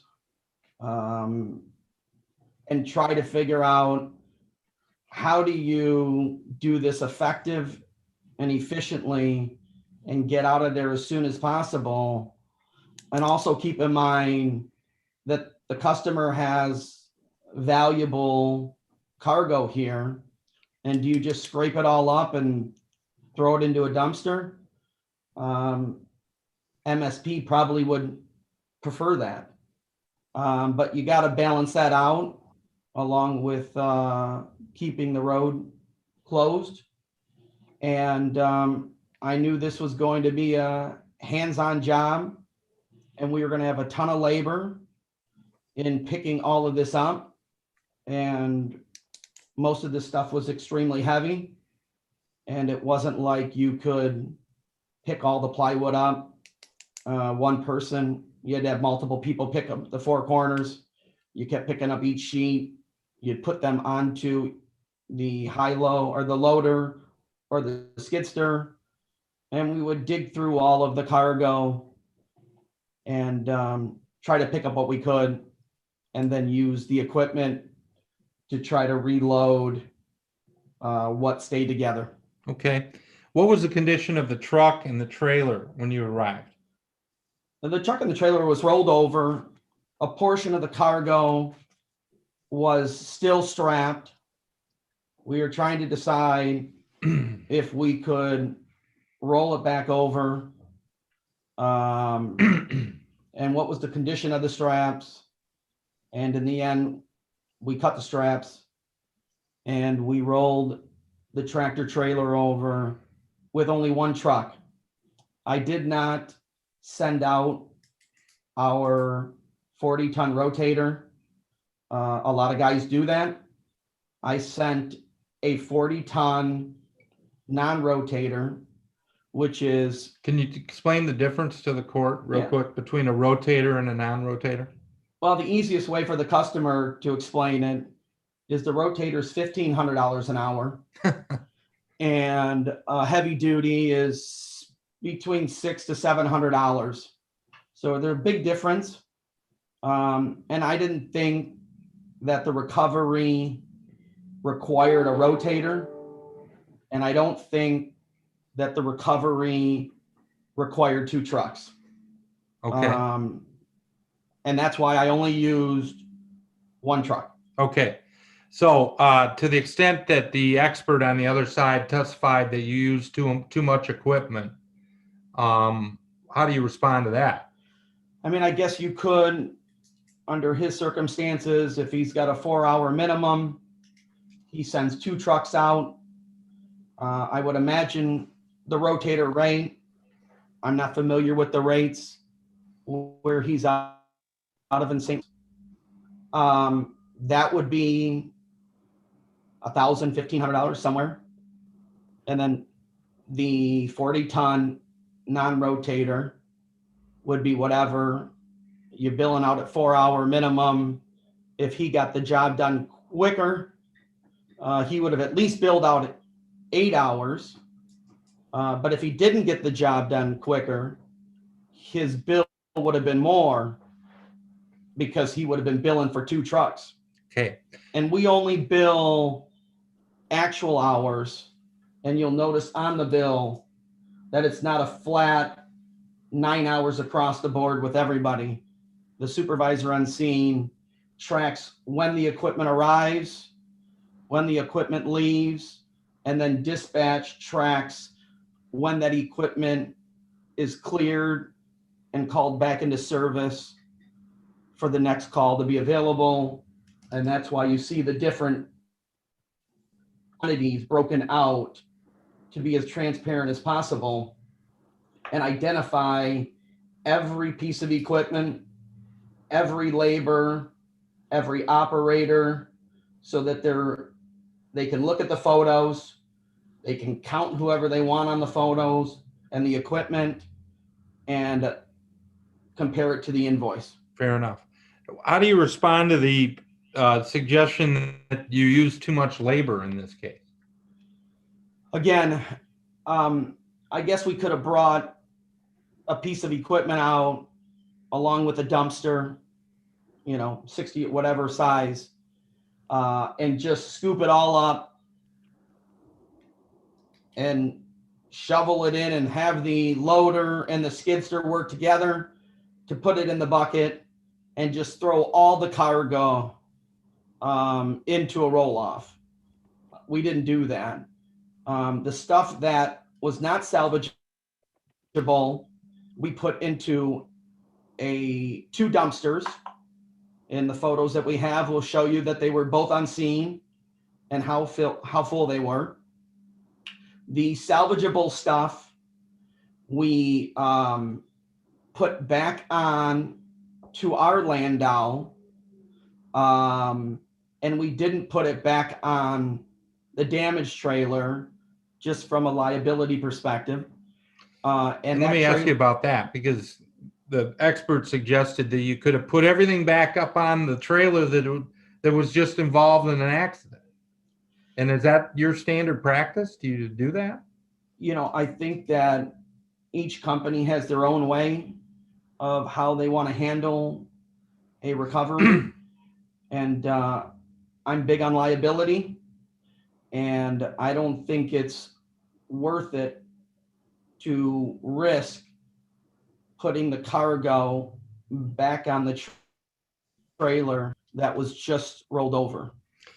With regard to the trailer and the truck or the tractor, what had to be done in order to recover those and then tow it? Well, it was the tractor trailer was surrounded the trailer was surrounded by the cargo. Obviously there was some still on it. So once we cut that off, we were able to upright the tractor trailer and at least move that to the side of the road. And then we did use the road, not the heavy duty, to help try to pick up some of this cargo along with the loader and the skidster to try to speed that process up. Okay. With regard to the contents, the cargo, Where reusable cargo, where was that taken? So we had reloaded the cargo, keeping in mind that when you roll over, the amount of space that you need to put that cargo back on a trailer is typically double. They have the ability to stack it, wrap it properly and secure it. Is not easy to do. So we had 2 Landaus. We loaded what we thought was salvageable onto them. The one that had what we thought was in the best shape, we had that delivered and stored indoors for the 7 days before we delivered the cargo without payment to the Home Depot.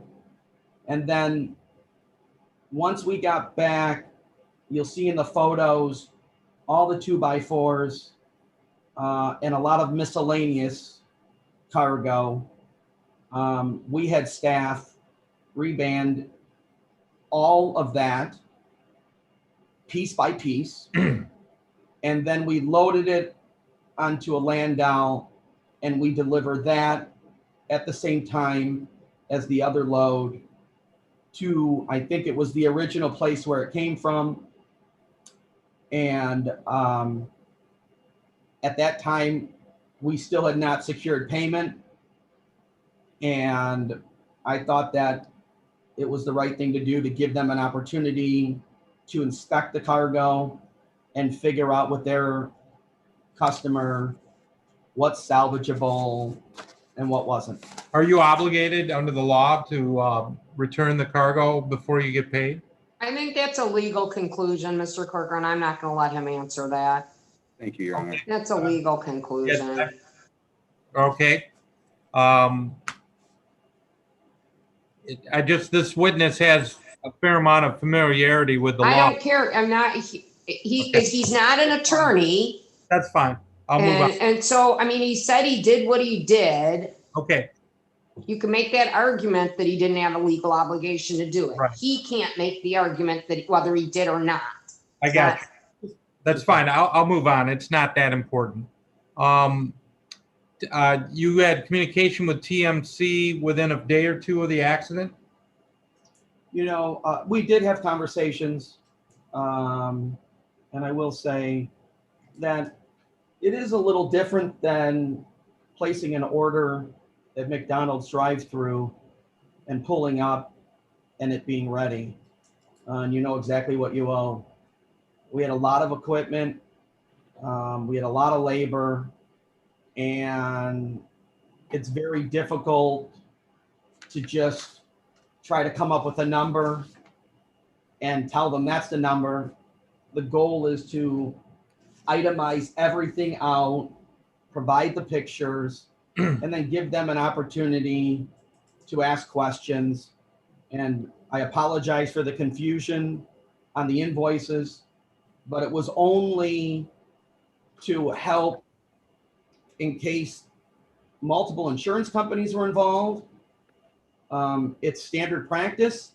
Instead of them fighting over the entire bill and who's going to pay what, we tend to break it out. Each pays their fair share, and then they segregate after the fact.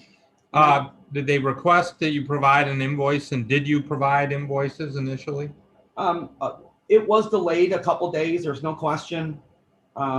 We were going through making sure that we didn't miss anything, that we billed everything out properly. If you look at, We'll We get it. wanted We'll to- do that. We'll get to that Okay. one. Yeah. Let me ask you, initially, you heard the expert or the gentleman from TMC say that initially he received an invoice that was broken down in 3 invoices. And then later on, you submitted a combined invoice sometime in mid-November. Does that sound right? yeah, so Okay. the breakdown invoice, obviously, when I resubmitted the one invoice, all I basically did was, if you build 9 hours, or let's just say you build 10 hours, and you split it 3 ways, and the hourly rate is $1,500, you bill 500, 500, and 500. You keep the hours stay consistent, but you bill out a third of every service provided to break it down. And then the other thing that it does is it allows for storage to calculate for each individual unit.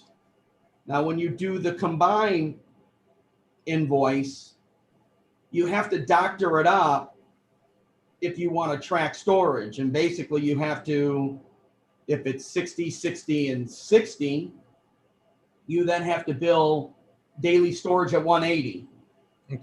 And I left the storage completely out because we were focusing on the hourly rate, how many hours, and I wanted to make sure that they understood they were not getting charged 3 times more. Okay. Now, I've got on the screen here, Shane, counter plaintiff's proposed exhibit 1, and I want to scroll down. Is this a copy of the combined invoice that the gentleman from TMC testified to, and what you just indicated you submitted in mid-November to TMC? At some point in time, I don't know the exact date when we submitted it, but yes, the Yeah. goal in creating this was I dummied it up where under vehicles, I put all units. And Right. then I tried to go through and then take consistently the quantity, but instead of a third of the rate, I put the full amount I got of you. the hourly rate. Okay, and this bill was submitted to TMC by you? This bill was submitted to me, And or to them. did TMC pay this bill? No. Okay, so after it didn't pay the bill, at some point, did you move or did you request that the vehicle be abandoned under the Michigan law?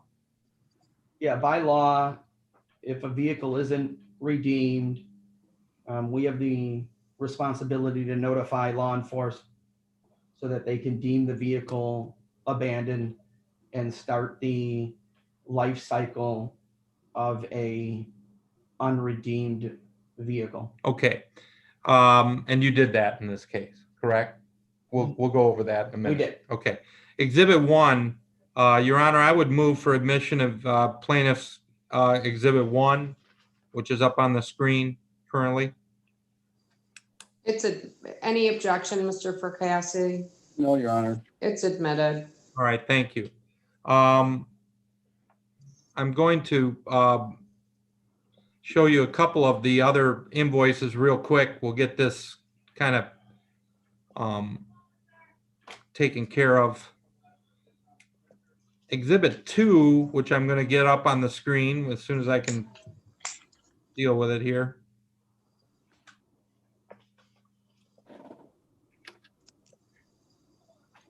For some reason, I have to keep. That's all right. So now I'm going to go through exhibits 2, 3, and 4, Shane. I'm going to ask you if exhibit 2, first of all, is a copy of the one of the 3 broken down invoices you've testified to. This one relating to the Peterbilt and actually the tractor trailer. Is exhibit 2 a copy of that invoice? Exhibit 2 is the invoice for one of the units, one of the 3 units, where the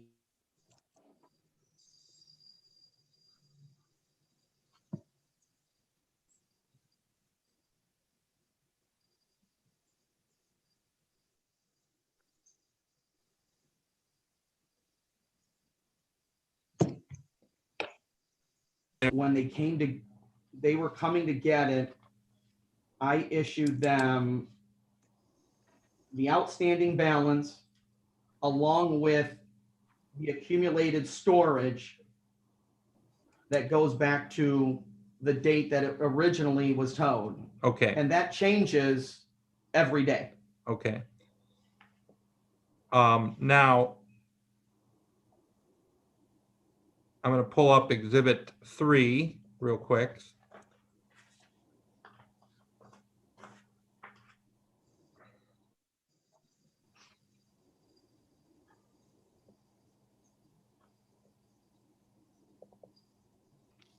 Okay, Exhibit 3 is, again, it's a copy of an invoice that you submitted to TMC for the trailer.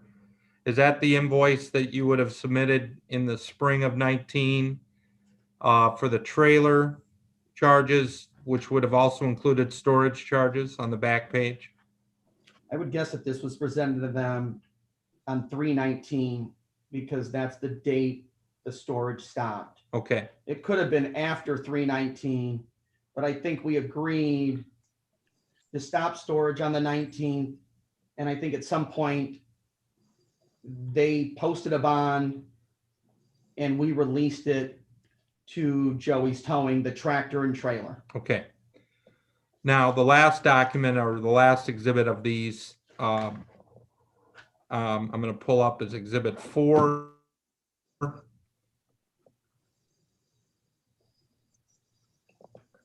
And this is labeled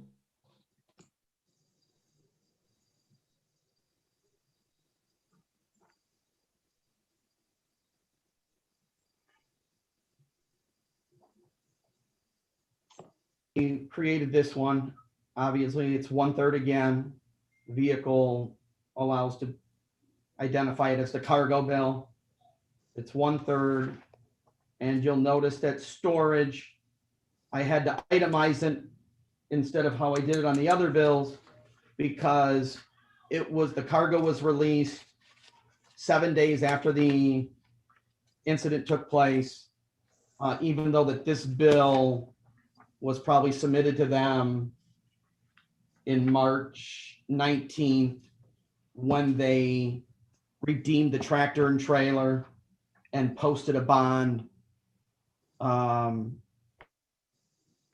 to have it released without making payment. Okay, fair enough. Your Honor, I would move for admission of plaintiffs, counter plaintiffs exhibits 2, 3, and 4. Third admitted. Okay. I'm going to pull up a series of photographs. I've marked them as Exhibit 9. And I want to just ask you about those really quick here, Shane. Sure. And then we'll get to the invoice in question and then we'll be done. So the photographs on your screen are labeled Exhibit 9A through 9N. If you could, I'm going to scroll through those real quick. Okay. And just ask you to first identify them before we get into the specifics. So Just the hold one on, right let me, there- don't, we won't ask about, I want to Okay. do some preliminaries here first. Are these photographs that you had taken on the night of the accident? yes, And did you take these or did someone in your employ take these? no, part of the responsibility of the supervisor is to document all equipment and labors utilized on Okay. scene. And are they a fair and accurate depiction of the accident scene as it appeared on the night in question? I would say so. Your Honor, I move for admission of counter plaintiff exhibit 9A through N. I have a question. So you weren't the only tow company on scene. That, Um, go ahead, explain that. That is correct. I did utilize with the JT state, Crova. with the state police contract, you're required that you can only use if you have to call somebody else out. I only have one Landau and he has one and we needed two. And I have to. I use- didn't, I just wanted to know, I just asked. I don't, that's fine. So you essentially use the other towing company as a subcontractor, or, that shares the border with me. and did you include their bill within your bill? I did. How much did they charge you for their services that night? That night they charged me 13,000. $13,610. Did you pay that bill? I did pay that bill. So you paid the bill even though you haven't been paid? They are a subcontractor, and it's my responsibility, whether I get paid or not, Okay, to pay them. all right, fair enough. Now, I believe the photos were admitted, were they not? Or I think the court made a ruling on that. I'm just going to quickly go through the photos with you, Shane. The first photo depicts what? What is that? That's when we first arrived on scene. And as you can see, at this point, some of the lumber has stayed intact. But as you go through, you'll realize as you're trying to pick all this up, some of it falls apart and some of it stays together. Okay, second picture, again, another shot from a different angle, essentially. I shot that because we rolled the tractor trailer over and all the cargo was off the tractor or the trailer. And then we moved the tractor trailer a little farther up. And that's when we're going to make the decision whether we were going to utilize that trailer or not. Okay. And the decision was you couldn't use it? Or you I didn't just want to thought use it? from a liability perspective, we may have thrown something very small on it, but I just wasn't comfortable restacking and putting all the plywood back together and trying to fit everything that they had stacked that was nice, neat, compact onto that trailer. Okay. In the middle of the night, not knowing really what the condition was. The fourth photo here shows, I think you've got a arrow pointing, that's your skid steer that you had to use? We used a track skid steer. I called for that instead of our wheel skid steer because you'll notice that a lot of the lumber and stuff is in the landscaped median, and the wheel skid steer tends to get stuck, and the track skid steer moves around a little bit better in helping pick everything up. Okay. The next photo shows your loader, which is stacking stuff onto is that your flatbed truck that you're using? That was JT Crova's Landau. Okay. Landau is essentially a trailer, a flatbed Tractor trailer. Okay, tractor trailer. Okay. Sorry, I should know that. The next photo is just another angle of the loader doing its job. We're trying to load stuff onto it. Obviously, with it being damaged and not squared, it's a little challenging getting the forks Right. underneath it. And Do you take pictures of the equipment that's on the scene in case an insurance company or an owner has questions of whether you actually brought that equipment to the scene? the reason why we take photos and we itemize everything out on the bill is it gives the customer the opportunity to pick it apart instead of just giving a bill with a large dollar amount as the total. Right. The next photo I'm showing you, the 5th or the 7th and 15, it looks like there's a dumpster there. Did you bring more than one dumpster? So we had a flatbed bring that dumpster out, and we were going to take what was not salvageable and put in the dumpster. JT Crova brought out another dumpster because there was a decent amount that just wasn't salvageable.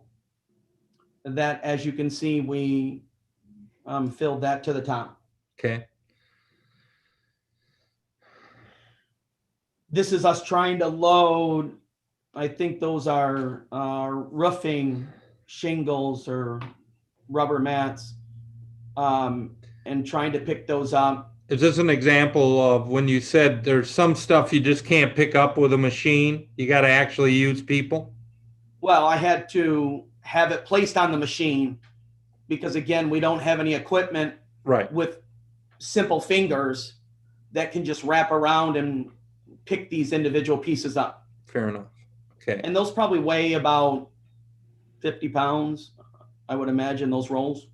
All right. The next shot is a bunch of lumber back up on a flatbed. Yeah, so we're loading up all the lumber that is no longer contained together, and we're using the flatbeds to put that back on.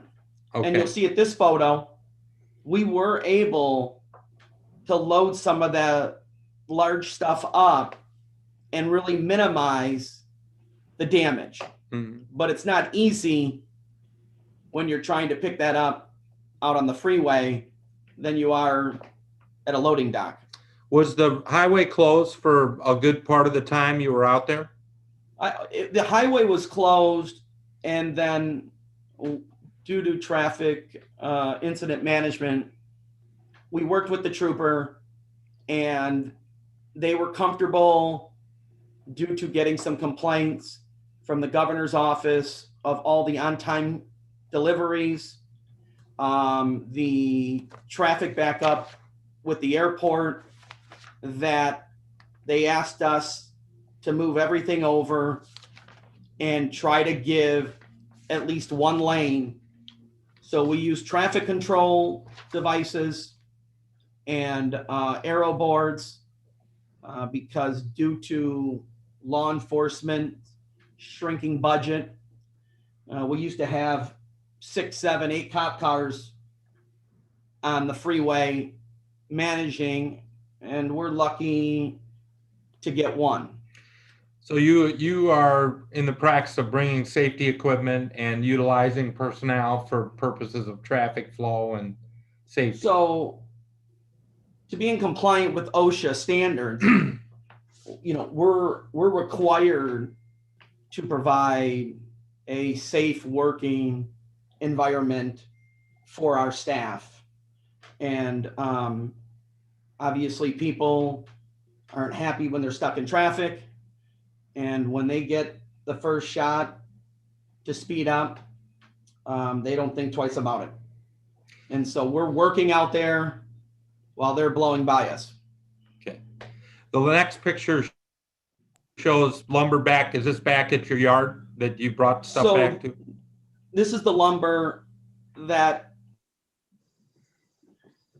and we handpicked this, loaded it, brought it back, and then we contained it with the proper bandage, and we then reloaded it onto our landau, and then we delivered it to Home Depot. Okay. Fair enough. Now, if we could turn back, I'll go back to the invoice that we're working off of here, Exhibit 1. I'll pull that up for you.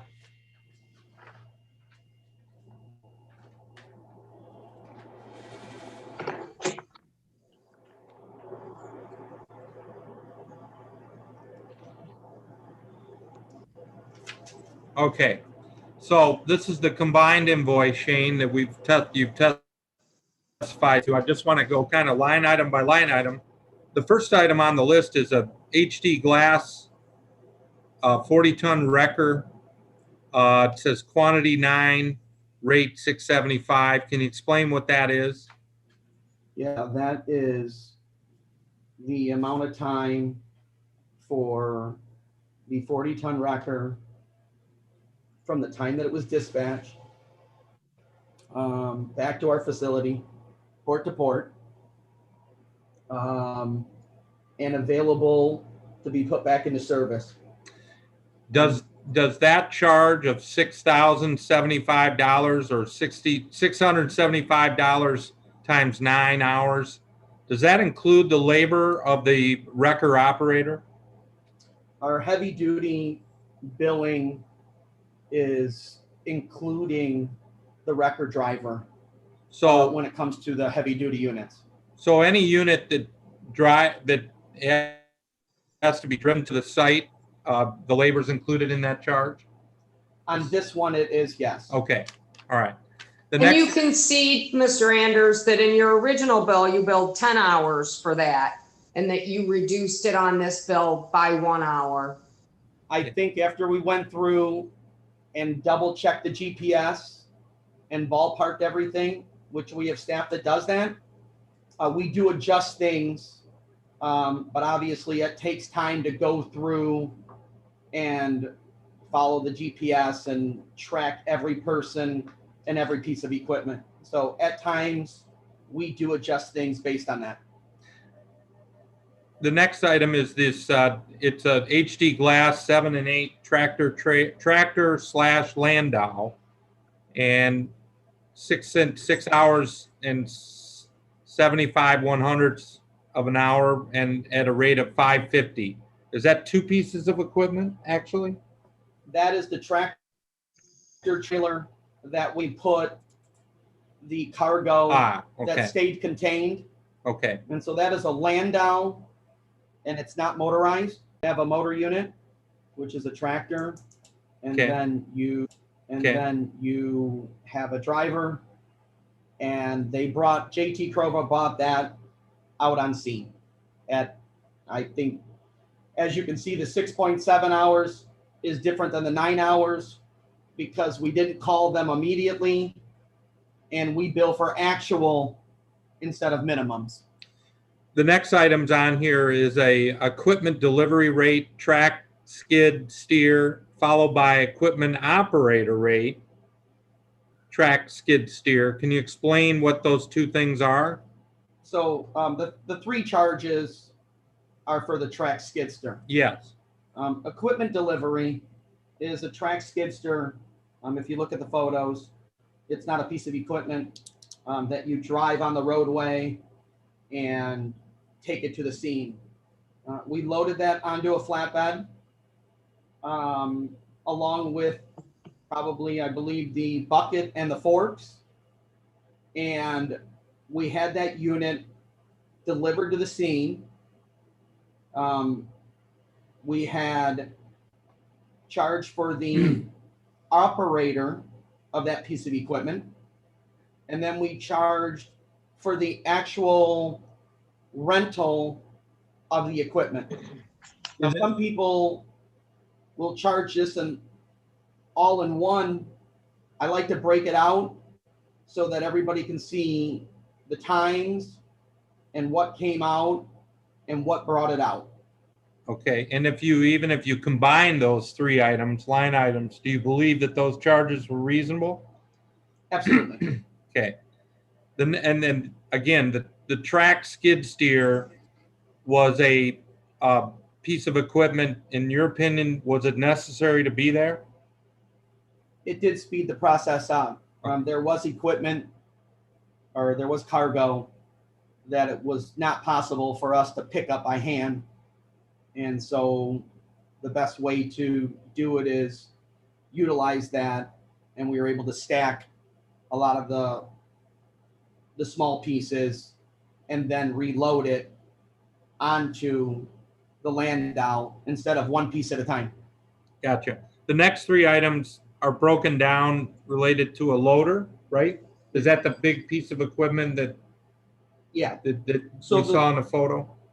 the Yeah. loader was large enough to pick up some of the cargo that was stayed in was not damaged, or I shouldn't say damaged, but didn't come apart. But it was so heavy that the skidster wouldn't load that. And so you have a choice of either breaking it down and loading it or utilizing the loader.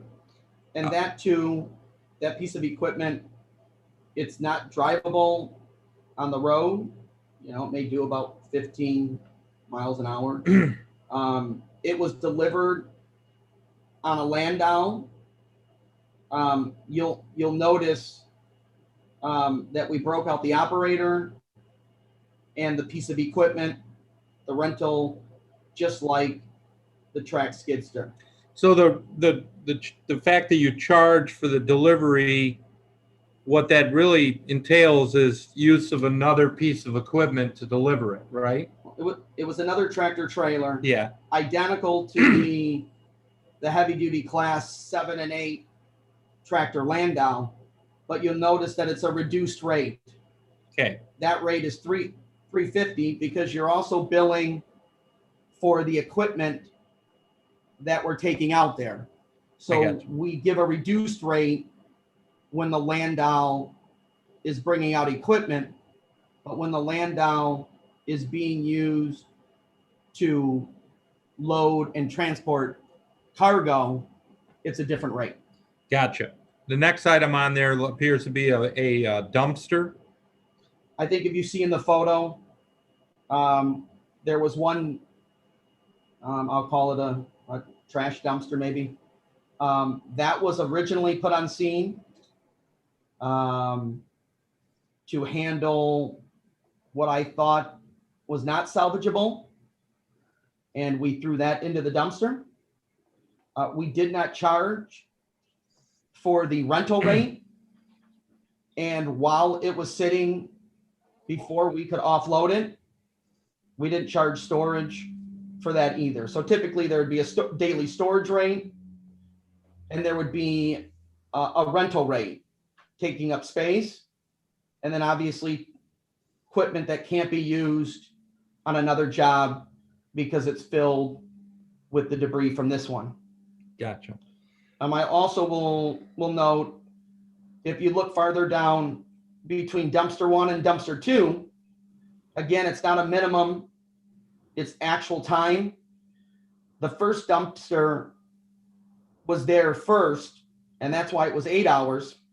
And then we called JT for a second dumpster and charged 6.75 because that was the actual time that truck and that dumpster was tied up. Okay, the next items appear to be labor rates. The first is the supervisor on scene, that's you, So right? wait, Mr. Anders, so clearly, so these rates, I mean, you charging for an 8-hour period, $4,000 for a dumpster where I can call for a dumpster to be delivered to my house and get charged whatever, $300 or $400 for a 24 or 48-hour period.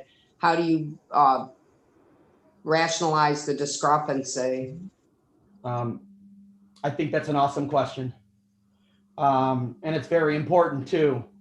When you do emergency response, you don't get to pick up the phone and call around and say, can you deliver a dumpster in 25 or 30 minutes because we've got the freeway shut down. So what we do. So you don't own these dumpsters? No.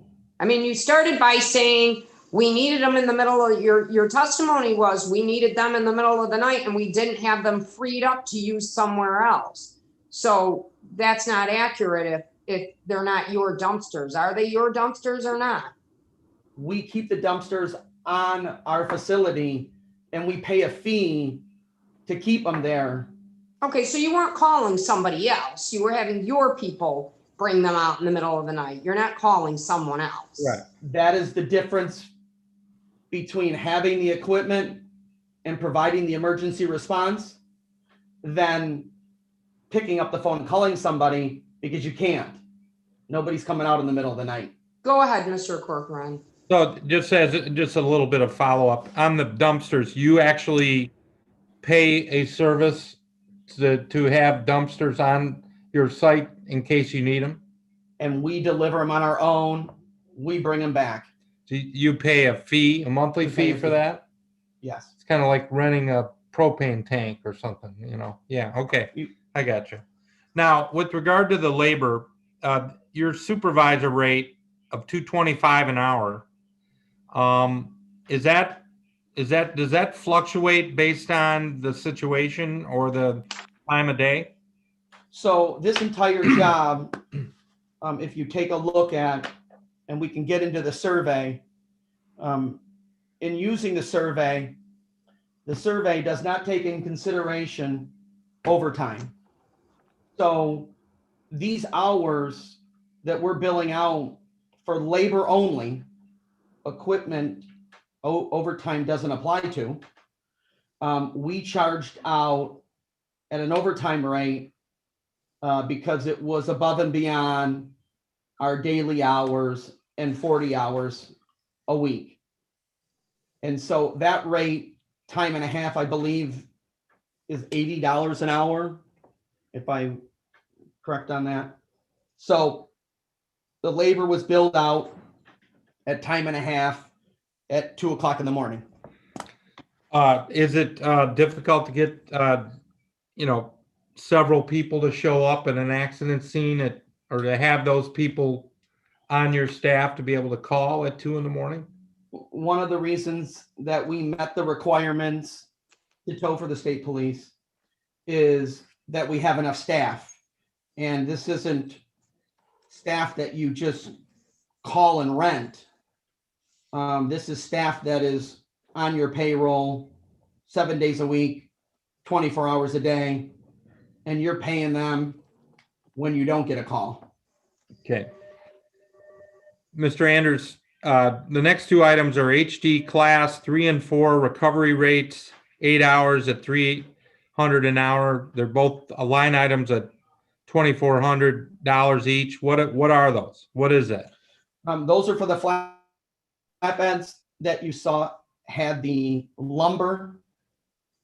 We kept transporting them back to the yard, offloading and picking more of that up and bringing it back. And we use 2 flatbeds for that. Does that include the labor for the operator of those flatbeds? The charges?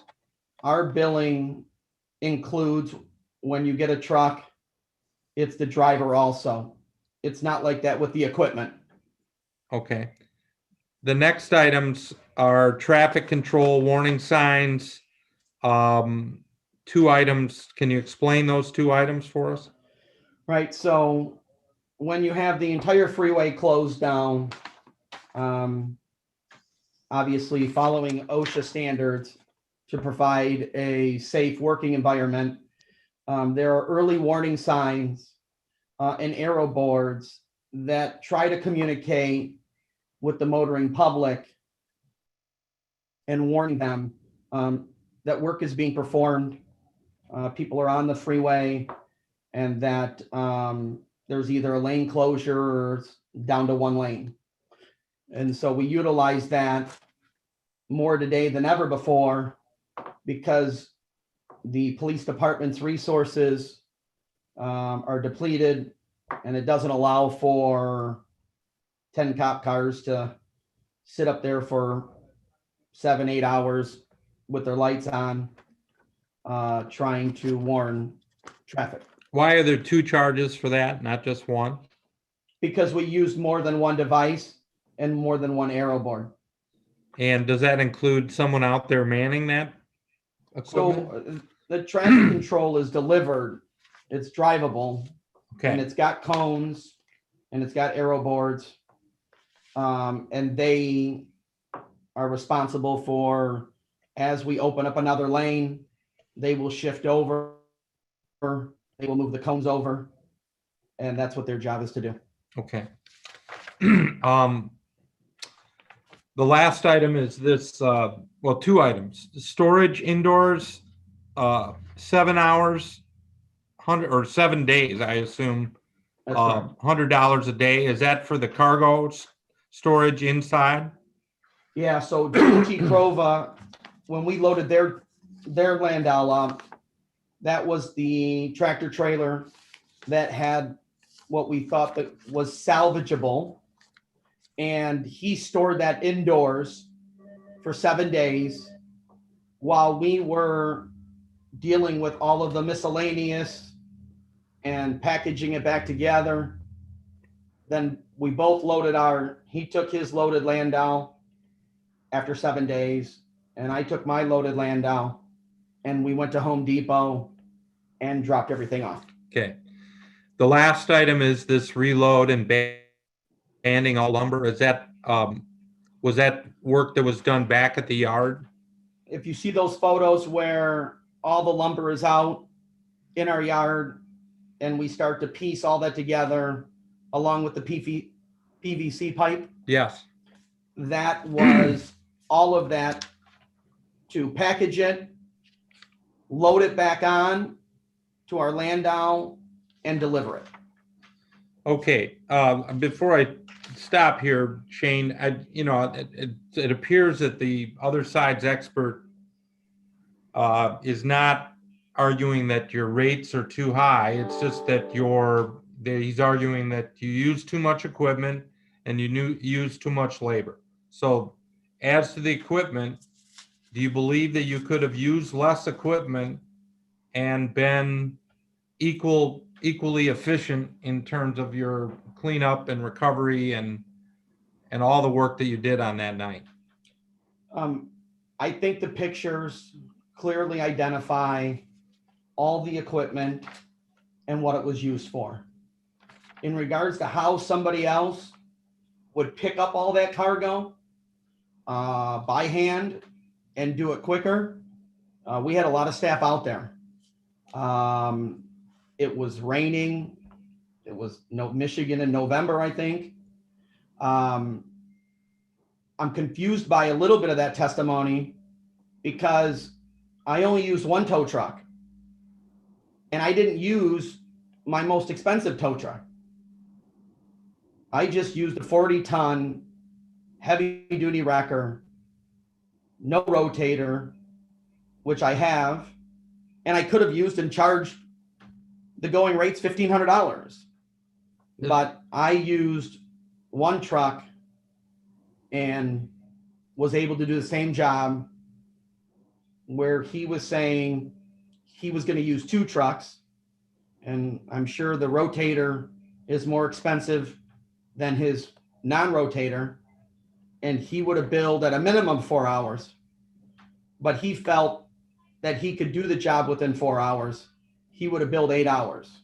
Is there I think 2 trucks at 9 hours, even if it was, let's say he was able to do it at 7 hours, he would have been billing 14 hours. Right.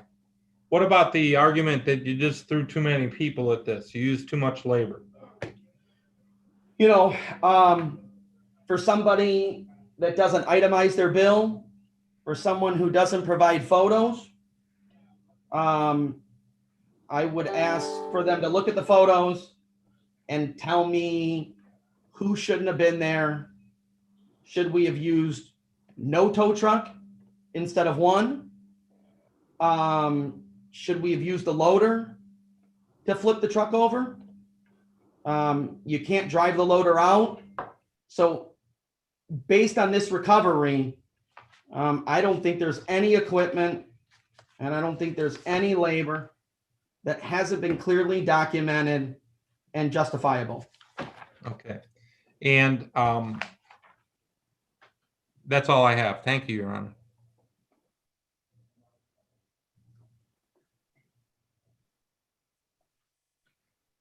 You're on mute. Judge, you're on mute. We've all done that. Sorry, yeah, Mr. Fracassi and Mr. Corcoran, can you take the exhibit down?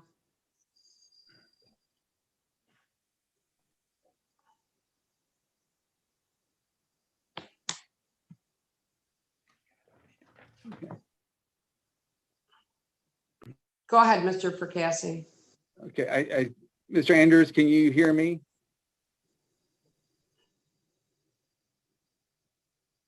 Mr. Andrews, can you hear me? Judge, can you hear me? Yep, I can. Hold on. Sorry about that. I'm muted. Go ahead now. Okay, can you hear me now? I can hear you, yes. Can you hear me? Yeah. I can.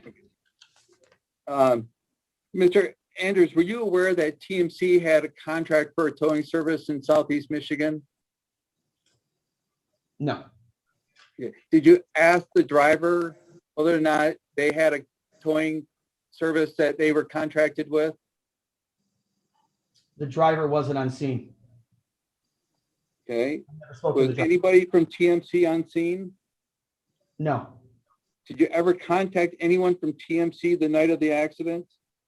I did make a phone call, if I remember correctly. They were not aware of the accident.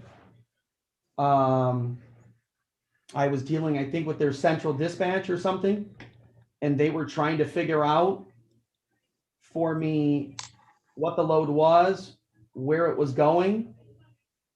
I think I was their first contact who made them aware of it. Okay. Did anyone at TMC talk to you about splitting the invoice into 3 for insurance purposes? I had a conversation, I believe it was with Todd, and I explained to him that is a standard billing practice, and that we would explain it to him. And then when there was confusion, I reverted back because I believe they were self-insured and they weren't having an adjuster. And when you're dealing directly with a trucking company, breaking it out is a little confusing compared to when you're dealing with multiple insurance companies. And when did you arrive at the scene? What time was it?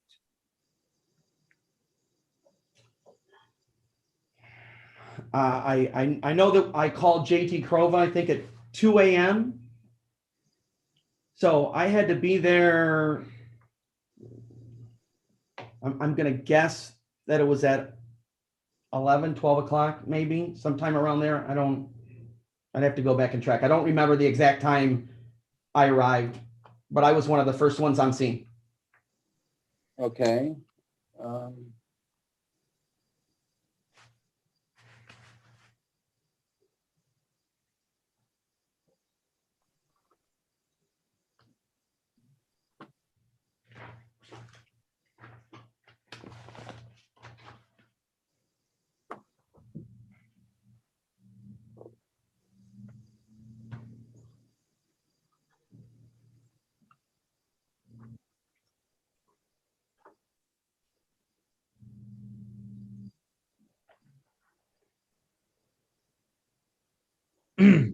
I believe the police report indicates that the accident occurred at 23:28. Does that sound correct to you?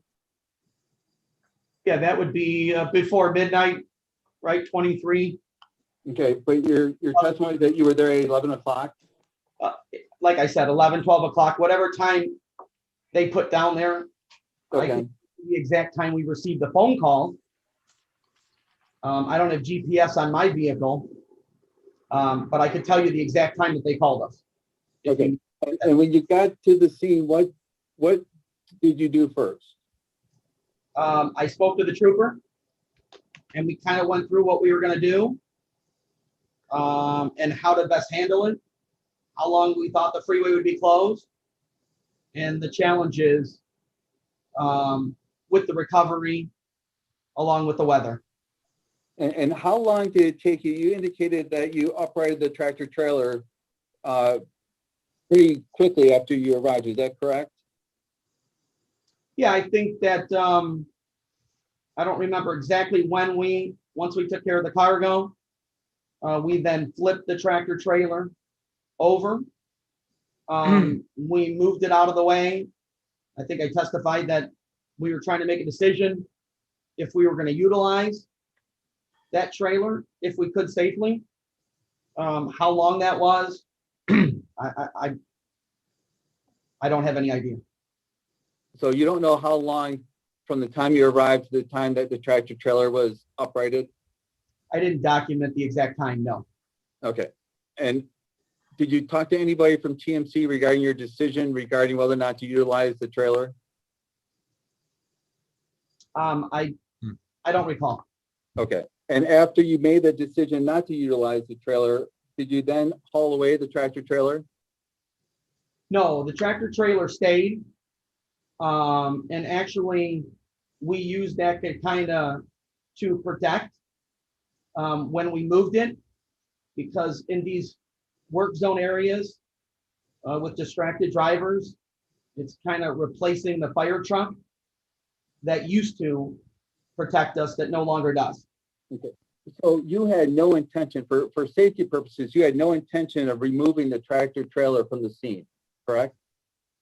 We don't typically remove a tractor trailer immediately. That individual who's driving that truck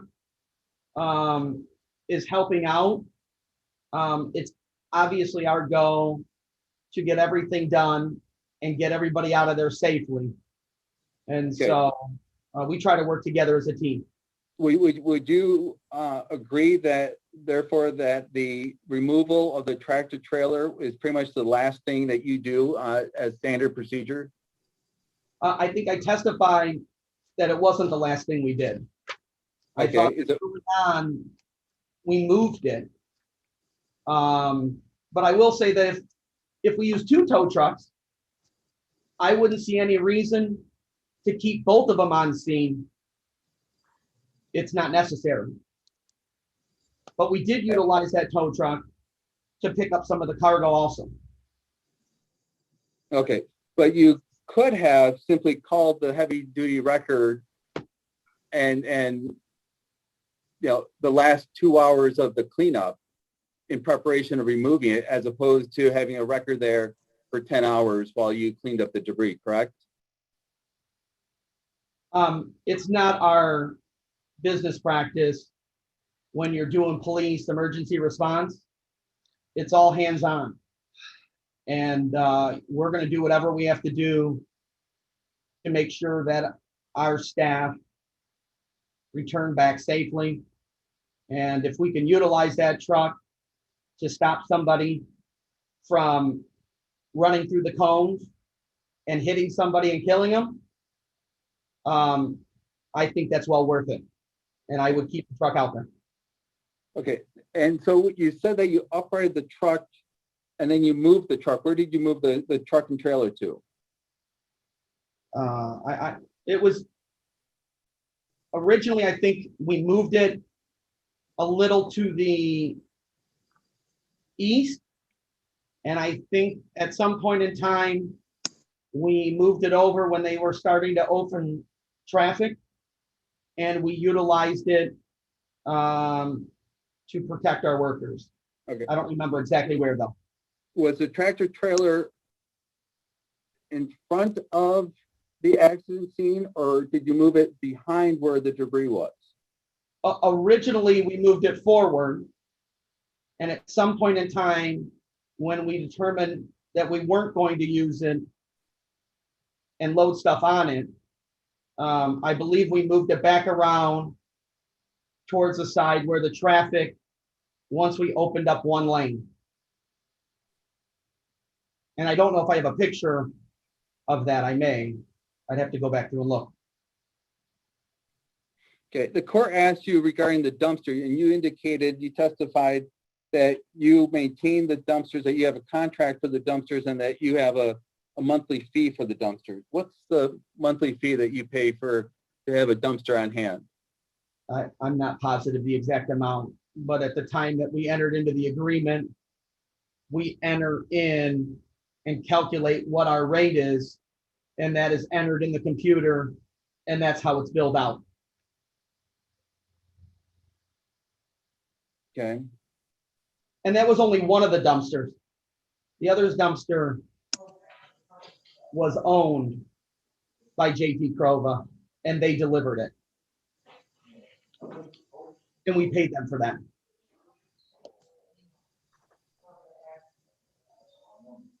Okay.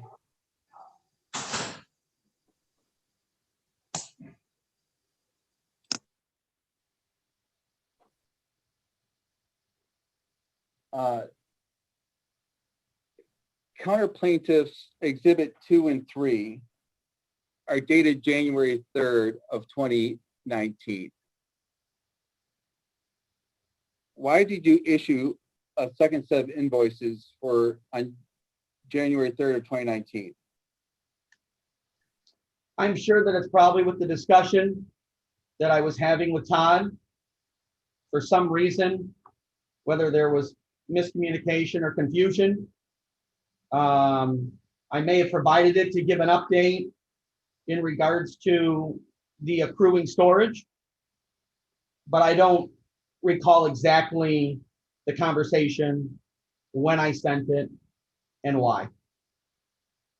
Okay, so your original invoices were collectively $43,000 and some change. The second group of invoices, again dated January 3rd, are for $39,000. I'm going to object, Your Honor. That assumes facts not in evidence. The evidence shows that there was a second combined invoice sent. That's the Exhibit A. I think even his client testified to that. So if he's saying there's a second set of invoices, he's misstating the facts. Well, I mean, there was another invoice sent. There was a different number. Mr. Andrews can explain if he knows, if it was an accounting error, whatever. All right. No, if I can answer that again. I do recall something now. At some point in time, they didn't think our hourly rates were reasonable. I took a survey that was used in previous court cases, and I took that survey and I applied those dollar amounts into my system. Mr. Andrews, I'm sorry, but that's not the question that was posed to you. And I would like you to simply answer the question that was asked. Okay, could you ask that question again? Yes. Did you issue a second set of invoices dated January the 3rd of 2019? Do you know which invoices you're talking about? I'm referring to counter plaintiffs trial exhibits 2 and 3.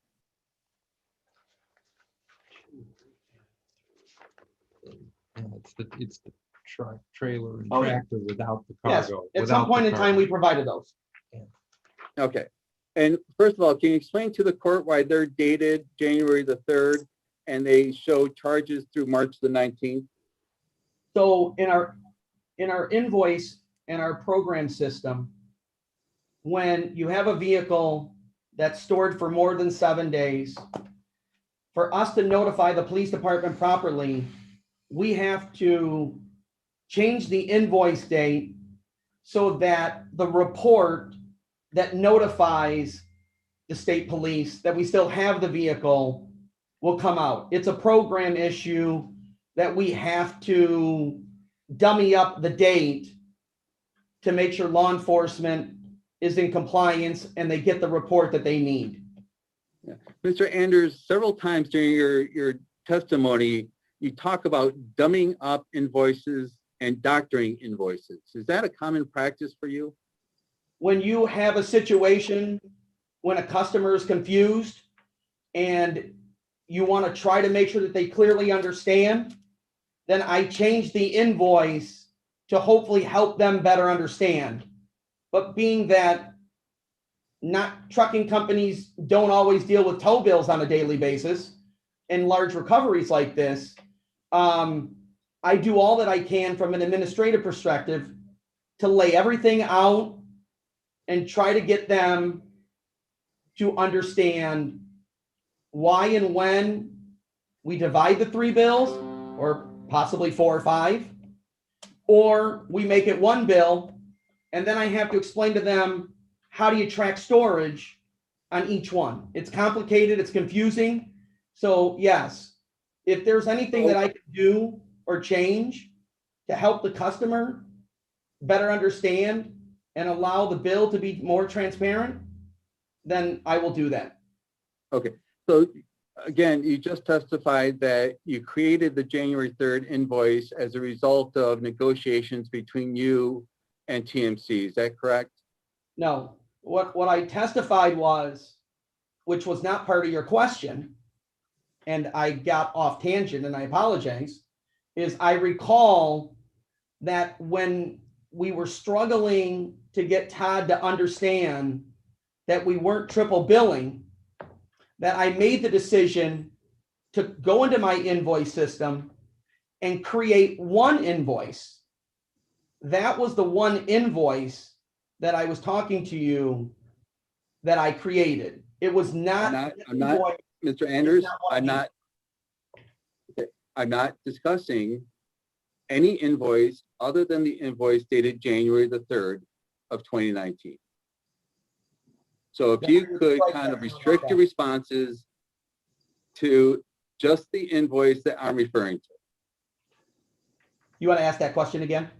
Sure. Start all over. Did you issue the invoice dated January 3rd, 2019 to TMC? Yes. And is that invoice in one part or two? Or three, Your Honor. The facts show that there are Or three. three, Honor. or three. Yeah. Is it 1, 2, or 3? Correct. Sir, could you ask the question again? Sure. How many invoices are dated January 3rd, 2019? I show Exhibit 2, Exhibit 3, and Exhibit 4. And can you show the short recording of date of Exhibit 4? Wait, hold on. Again, it's not dated January 3rd, is it? It's his computer, Mr. Anders. Mr. Fracassi, you had feedback. Okay. Your Honor, I'm talking about the two invoices dated January the 3rd, and the witness is talking about a third invoice, but there's no third invoice dated January the 3rd. And he references Exhibit 4, and Exhibit 4 is not dated January the 3rd. Yeah, that's my fault. Can you hear me? Yeah. So again, did you issue a two-part invoice on January the 3rd, 2019? Yes. Thank you. Does that invoice equal $39,813.25? But I've included this invoice for Exhibit 4 was also. Your Honor, can you instruct the witness to answer the question that's being posed to him? Whatever invoice he's referring to, it speaks for itself, Mr. Fracassi. If it says $39,813.25, that's what it says. Well, Your Honor, also my client, if be given a chance to answer the question, he says that Exhibit 4 was also provided when the other two invoices were provided, even though it's dated 11/1 and not January 1. He just testified to that, and I guess Mr. Fracassi doesn't want to hear that. That's fine. You can use it for argument, Mr. Corrigan. Go ahead, Mr. Fracassi. Thank you. Mr. Anders, was that invoice dated January the 3rd, 2019 created in response to negotiations with TMC?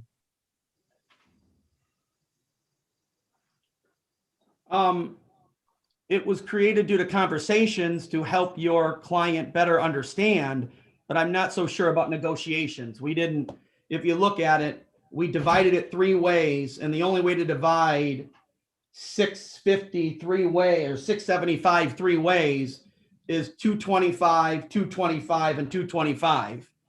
You can't split it two ways and get to 250 and not get to 675. Did you create a set of invoices dated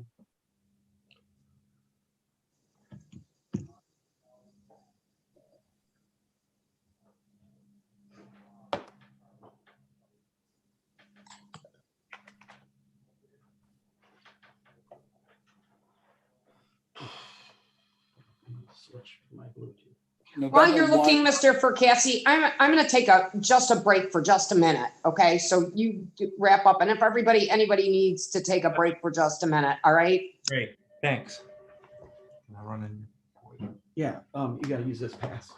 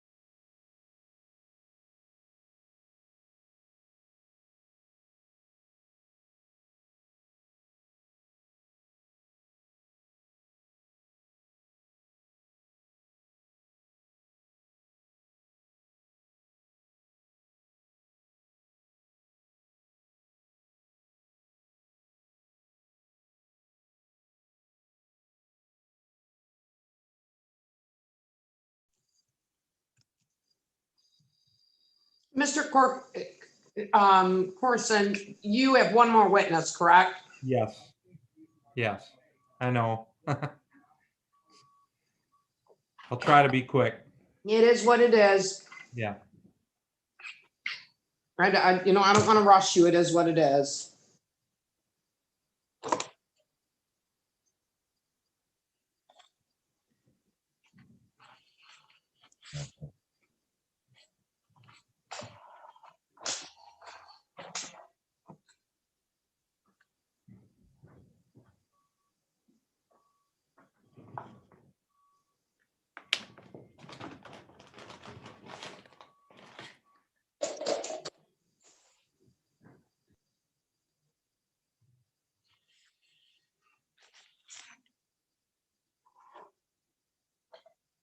I think we got Mr. Percassi back.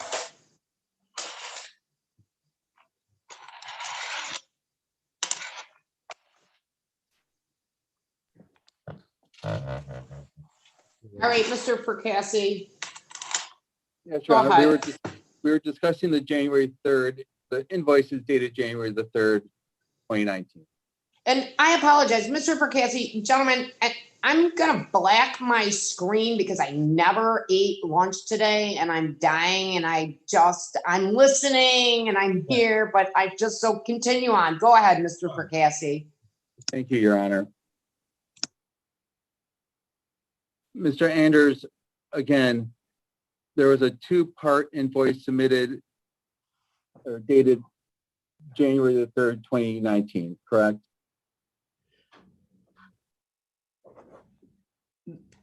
There is a total of 3 invoices. You're- 2 have a date of 1/3 and 1 has a date of 11/1. Okay, then they're not the same.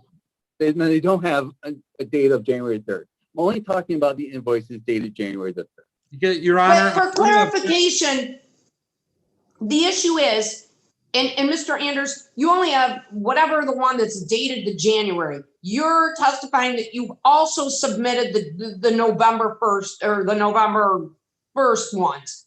But he's directing your attention to the one that's dated January. Go Your ahead, Honor, Mr. I'm just going to Yeah. register objection, though. The phrasing of his question is that there were only 2 invoices submitted, and that's not what my client No, testified to. And you know what, Mr. Corcoran, just argue it. I got it. Go ahead, Mr. Percassi. Thank you, Your Honor. Mr. Anders, are you aware of the amount sought by your client or by your attorney in this matter? I am. And what is that amount? Well, we've gone back and forth between the 39 and the 41. And obviously, I'm not happy that all the storage that collected while I stored the vehicle was not part of it. But quite frankly, whether it's 39, 40, or 41, I'm all right with any of the 3. Okay. When you say that you instructed your attorney to seek $39,000, what was that amount based on? The amount was based on, if you take a look at exhibit number 1, when I had to go back and create a new invoice so that Todd and I could be on the same page and him not have the impression that I was triple billing. The only way for me to do that was to create one invoice, but my system doesn't allow me to create 3 storage charges. And so for purpose of getting him to understand that we didn't bill 3 times, I neglected on that bill to include the storage. The storage was outlined on the individual 3 bills that I provided him. And at the time that I provided him, if it was in the first month, and then he asked for an invoice 4 months later, the storage would be different because it accumulates per day. And so it just doesn't freeze and stay at that rate forever. Mr. Anders, I don't want to be here all night. You instructed your attorney to seek an amount of $39,813.25. What was that based on? Your Honor, this question's been asked and answered. I also indicated earlier, Your Honor, that that amount was not the correct amount. The correct amount was from Exhibit 1, but you made a ruling that I'm stuck with that amount, okay? So we're going to test my client's knowledge of an amount that was wrong in my trial brief. This is relevant to what? It's been asked and answered anyway. Well, So- Mr. Percassi, the bills add up to the 40 whatever. They're stuck with the 39. He acknowledged as an officer of the court that he got the number wrong, but I'm sticking him with it because he filed it. Is that the same mistake that he made in January when he filed his motion for summary disposition and stated the exact same amount and attached the same two invoices dated January the 3rd? If he made a mistake then he continued the mistake now, yes. The motion was for SD except as the amount of damages, Your Honor, and you denied it. Right, I know, I understand that. Okay. So, Mr. Anders, the amount that you're seeking today is based on what? Objection asked and answered, Your Honor. I We base can- it on, No, stop. But I mean, Stop. my opinion is, it is asked and answered. It's based on the November 1st, 2018 document, minus the fact that the number is wrong because it's amended to what the council prayed for in his motion. Thank you. Okay, Your Honor, I have 6 invoices dated November the 1st. Well, it's an invoice, it's an invoice number 183989A, 183989, and 183989B. Those are the 3 invoices. And Your Honor, those are the only invoices that have been admitted into the evidence in this I case. understand that. Yeah. And those are the invoices that he admitted. So those are the 3. In defense, and the other side is rested for the, so. Well, first of all, Your Honor, exhibits 2 and 3 have also been admitted. That's fine, And- but and- I'm just clarifying that these are the invoices that they're seeking their fees on, are those 3 invoices, the 89A, B, the 89 and the 89A and B. And if I'm wrong, Mr. Corcoran, speak now. It's really, the primarily, it's the Exhibit 1, which is, bear with me here.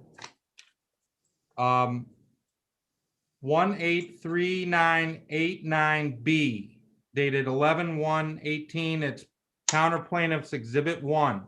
That's the invoice I'm relying on, Your Honor. But that's only $15,959.54. You're also relying on the main 989, which is for $13,579.54, and the 89A, which is also $13,579.54, because it's split into 3. Do I understand this better than you guys do? Apparently I do.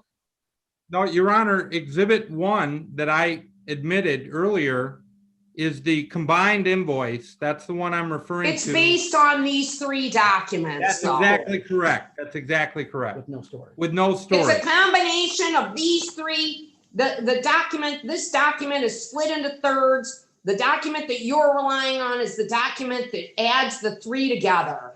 Yes, except the only difference is that the storage. I starts understand the on- storage is on Okay. it. Yeah. That's correct. Okay, Your Honor, at this point, I'm going to ask the court, just for the record and for clarification, to go ahead and admit my exhibits to my trial brief as TMC's exhibits for the purpose of this hearing. I'm going to object, Your Honor. Counsel had the choice to do that in his case in chief, and he And did. he can reopen his case in chief, Mr. Corkison. Okay. Well, I'll admit it. Noted for the record. Thank you, Your I'll Honor. admit them. I have no further Ask Mr. Do you have any other question for Mr. Anders? No, Your Honor. Anything else, Mr. Corcoran? Just a couple of quick ones, Your Honor. The dumpster charge included the cost or included a Transport. truck and labor, correct? As part of that charge? Correct. All right. You used the word dummy invoices. Was that a poor choice of words? Yeah, I guess you could say that. I mean, it's, Okay.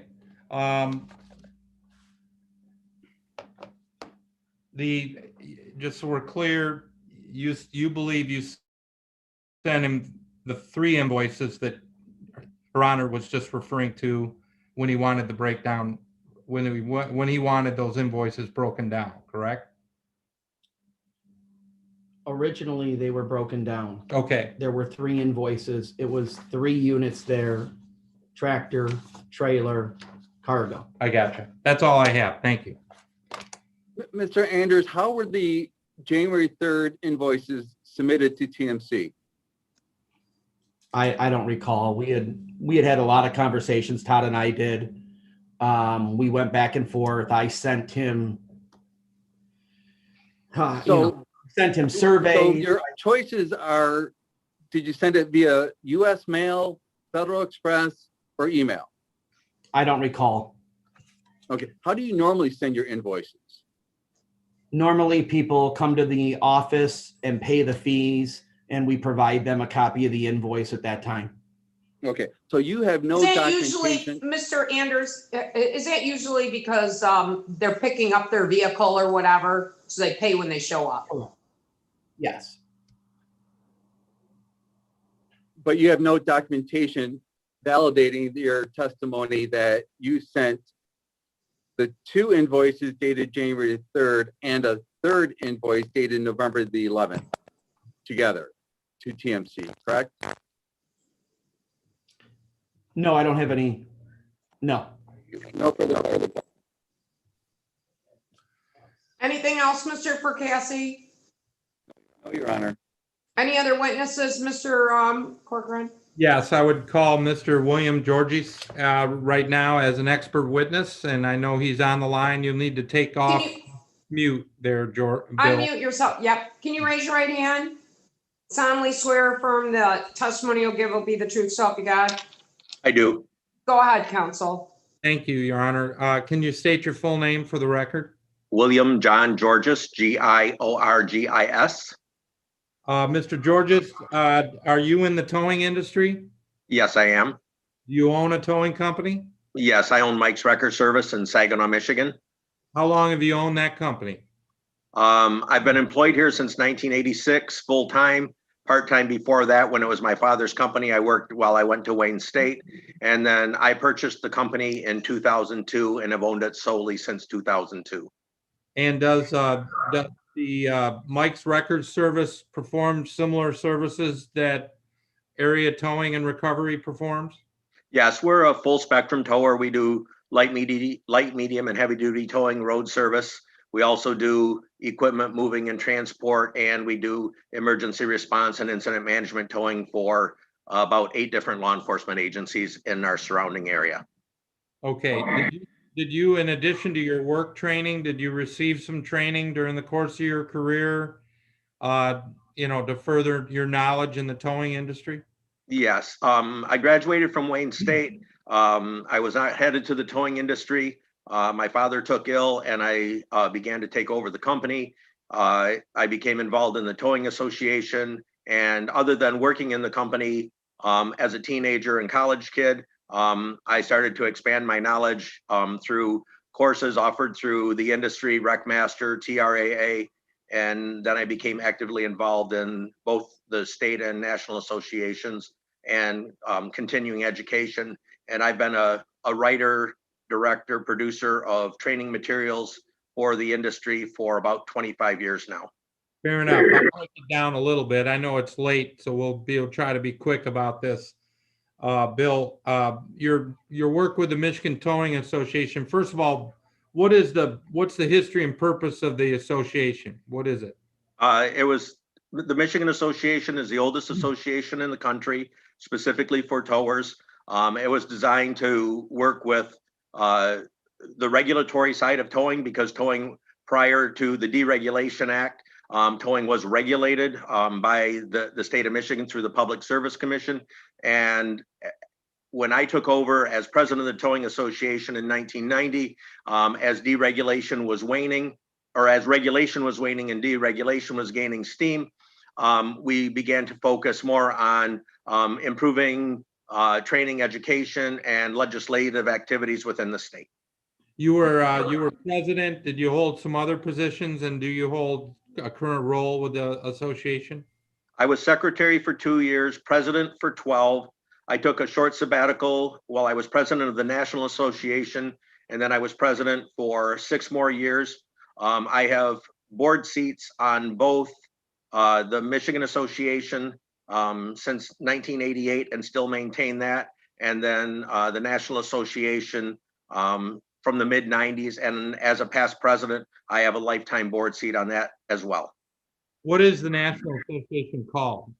It's the Towing Recovery Association of America, and we deal with federal legislation and regulatory activities, usually through Federal Highway Administration and DOT. And then I also work with training and education and our National Driver Certification Program. Fair enough, Bill. Have you been published in the towing publications, the National Towing publications? I've written articles for both TRAA and Tow Times Magazine. I am also a shareholder, contributing writer, and instructor for a program through Tow Times called Tow Safe, and I've done that for almost 30 years now. Have you also taught some classes and seminars I usually teach about 20 to 30 classes a year, in towing? all in towing and safety. Gotcha. You have no doubt been qualified and testified as an expert in cases like this on a number of occasions. Yes. The first case I did was I was hired by the Attorney General's office to represent the state of Michigan in federal court when they had a problem with the tower, and that kind of started my involvement in becoming an expert. I gotcha. How many times have you been qualified as an expert in towing in the state of Michigan, would you say? Most things get mediated, so I don't always, testify. Actual testimony, probably a dozen or two. Okay. Not a significant amount over the course of years, but I've probably been involved in mediating or working on more than 75 to 100 cases. Also, in the course of your work with the Towing Association, did you perform a survey of towing rates in the last 5 years? Yes, I perform a survey usually every couple of years. The tow rates don't change significantly. We did a survey in 2018, and we're undergoing a survey right now. Okay, is that a statewide survey or a Detroit area survey, or both? Well, I don't actually break it down that way. We really do it as what we call an urban and a rural survey. You heard Mr. Petroff testify earlier that he does approximately 100 rollovers a year. Shane's testimony is he does 50 or more, but not nearly as much as Mr. Petroff. We're not on a major, we're on I-75, but we have north-south traffic, but we don't have the east-west traffic like 94 in the metro area. So our volume for truck overturns is probably 20 to 25 a year. But so when we do a survey like that, we look at what a rural tower does and the volume that they do, because rural tower rates tend to be higher because they have fewer tows or fewer large recoveries to spread out their overhead for having specialized equipment in the event of traffic overturns and stuff like that, cargo recoveries. Your Honor, I would move for qualification of Mr. Georges as an expert in the field of towing and recovery. Mr. Fracassi? No objection, Your Honor. Thank you. So Bill, you were asked in this case by our office and by Mr. Anders, first of all, don't you? Yes, Have you known him through your Michigan Towing Association work? yes, Okay. You were asked to take a look at this case and the amount of charges that Area Towing charged TMC. yes. What all did you review, in addition to hearing the testimony today, what all did you review in preparing for your testimony? I saw the photographs of the accident scene, approximately 10 or 12 photos that were submitted for my review. I saw the exhibits, the three invoices, 183989 and 183989B and A. So I saw those three invoices. And then I also saw the estimates from Joey's Towing, the estimate from Mr. Petroff, and then the two invoices from TMC from M&M and the one from McDonald Towing in Kalamazoo. Okay. I want you to explain to the court, Bill, if you can, if there were any, in your view, were there any significant issues with this accident that would, say, distinguish one of a mill towing and recovery of a larger rig? Well, obvious. Like time of day, is that relevant? It is.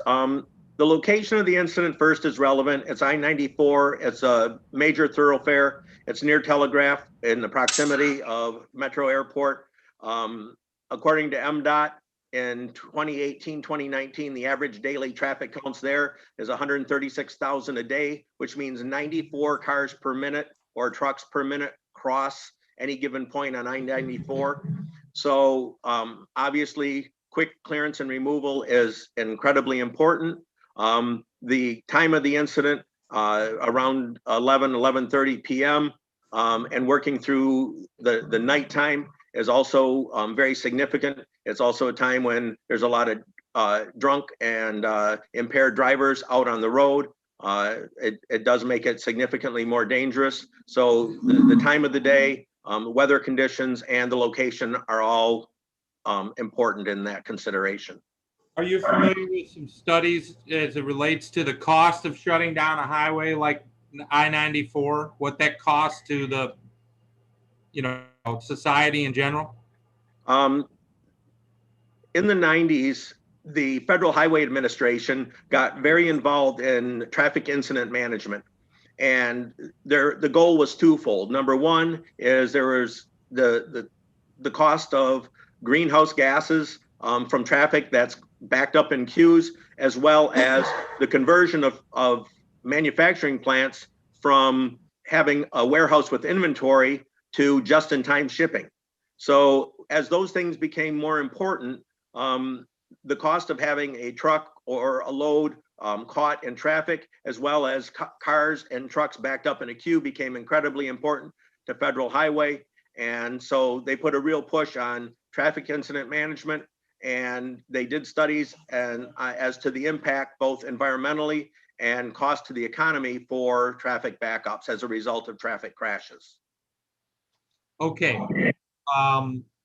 So Bill, you mentioned that you had completed the survey back in 2018, I think you mentioned? Yes, I did 2 in 2018. I did a rural and an urban survey. Okay, I'm gonna get that up on the screen. Let me bear with me a moment.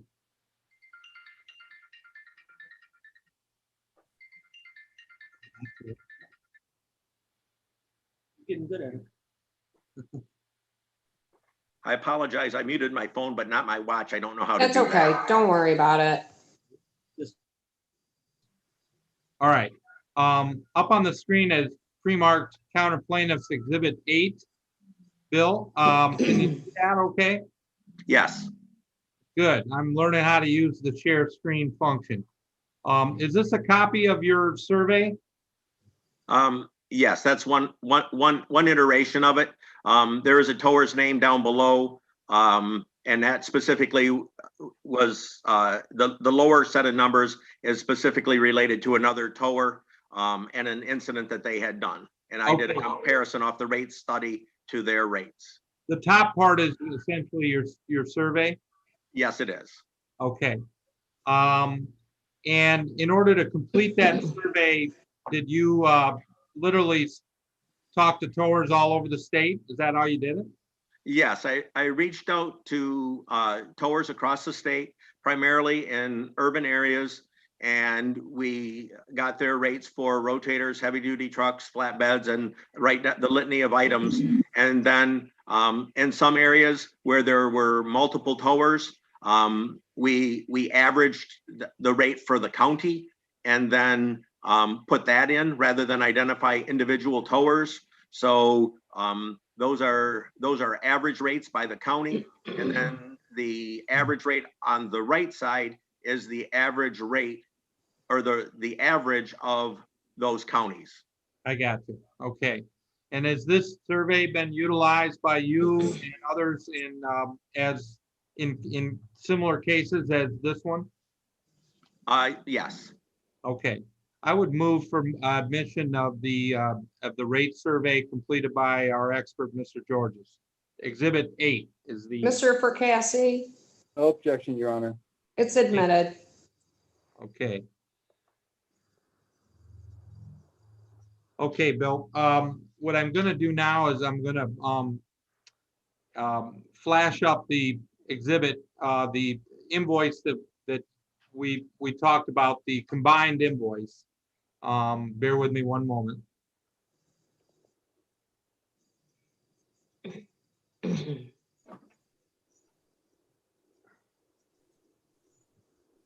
Okay.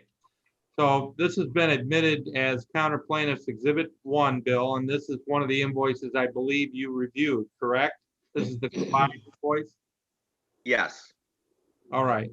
If I could just kind of go through real quickly the various items. The first item is the 40-ton wrecker.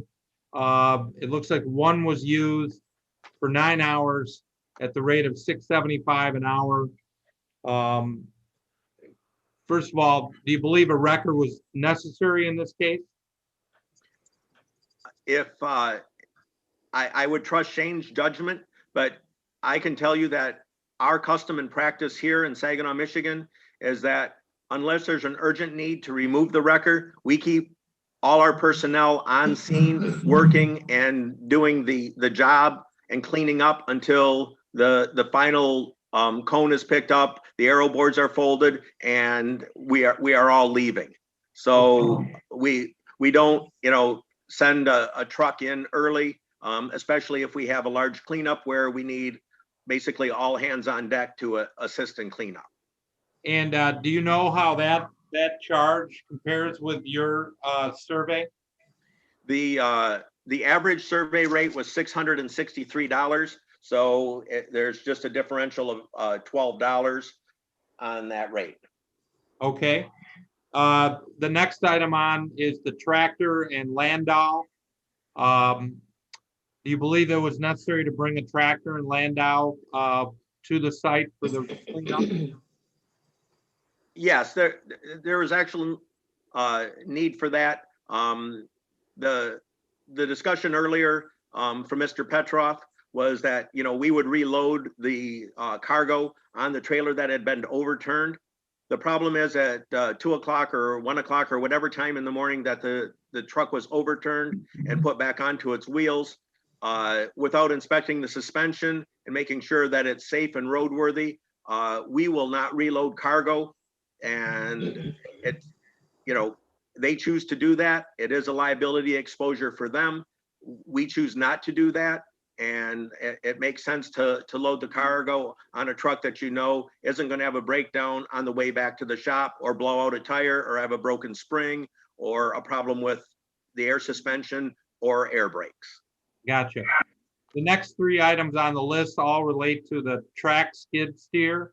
And it looks like Shane has broken it down between a delivery charge, an operator rate, and the actual equipment rental rate. first of all, is that how you do it? And if you don't do it that way, is it inappropriate for him to bill it that way? Well, each piece of equipment that has to come out has to get there some way. So obviously, the track skid steer needed a flatbed truck or trailer to deliver it to the scene. So it has to have a truck that is now pulled out of service to deliver it. The labor rate, you're going to charge for an operator, and in terms of the equipment.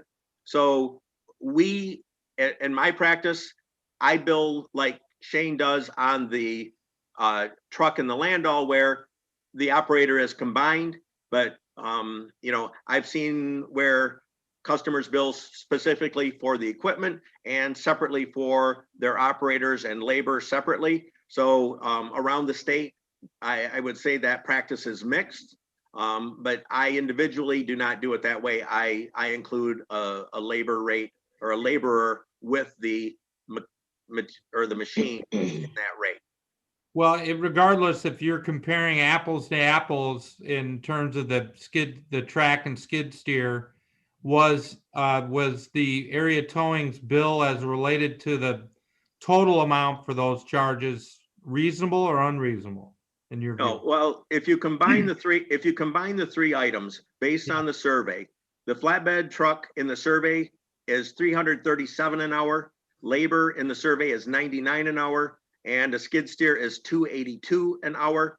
So when you combine those four items or those three items together, you're talking a rate of around $700, a little over $700 an hour, and combined, Shane is at $575. So he's a couple $100 an hour less than the combined rate if we look at the survey.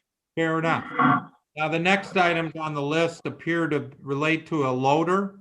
And again, he's got three different charges for the delivery, the operator rate, and the equipment rental.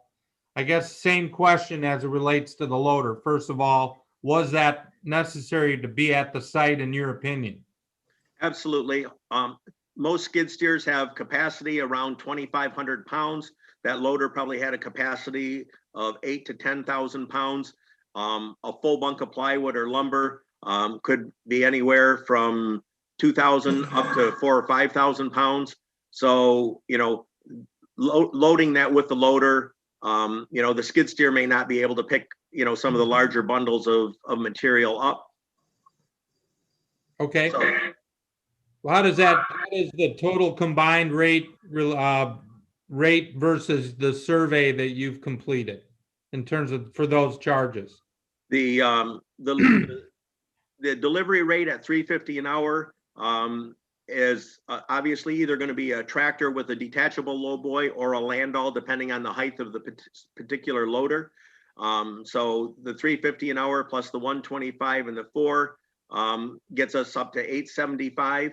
The combined rates for the survey would put us up at let's see, 8, that'd be 514. The 8, it would be 870. So we're within a few dollars of the rate comparison or the average rates from the 2018 survey. Fair enough. The next items that I want to talk about, it looks like there were 2 dumpsters delivered and used in this case. Yes. First is listed, and then the second one is listed down below. What do you have an opinion as to whether or not the charges for the 2 dumpsters were reasonable and whether the dumpsters were necessary to be there? Well, and they're definitely necessary. Obviously, there's damaged and broken cargo. There's dunnage and packaging materials. There's plastic or woven mesh tarps over the lumber. There's cardboard for some of the materials. There's shrink wrap on some of the materials. So absolutely, you had to pick up the debris and you had to have somewhere to put it. In Michigan, the littering statute, You believe it froze or up not. on us here. Pardon? Hold on.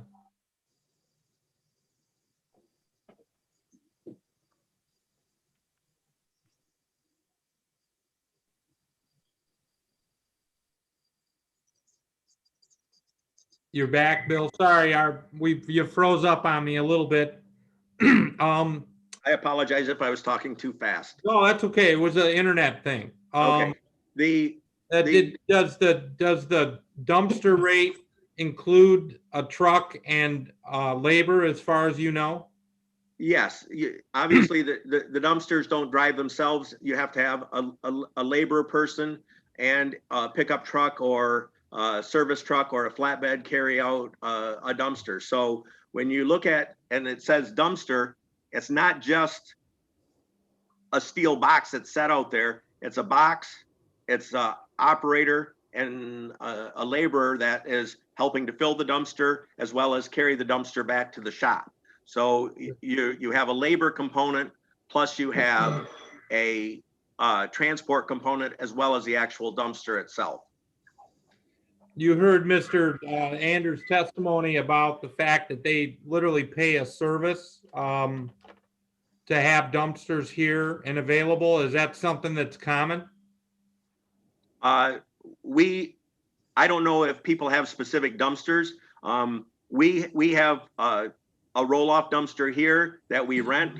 We have a 4-yard that they dump for our office waste, but then we also have 2 dump trailers that we own, because the availability 24 hours a day of getting a dumpster, a larger dumpster moved, isn't always available.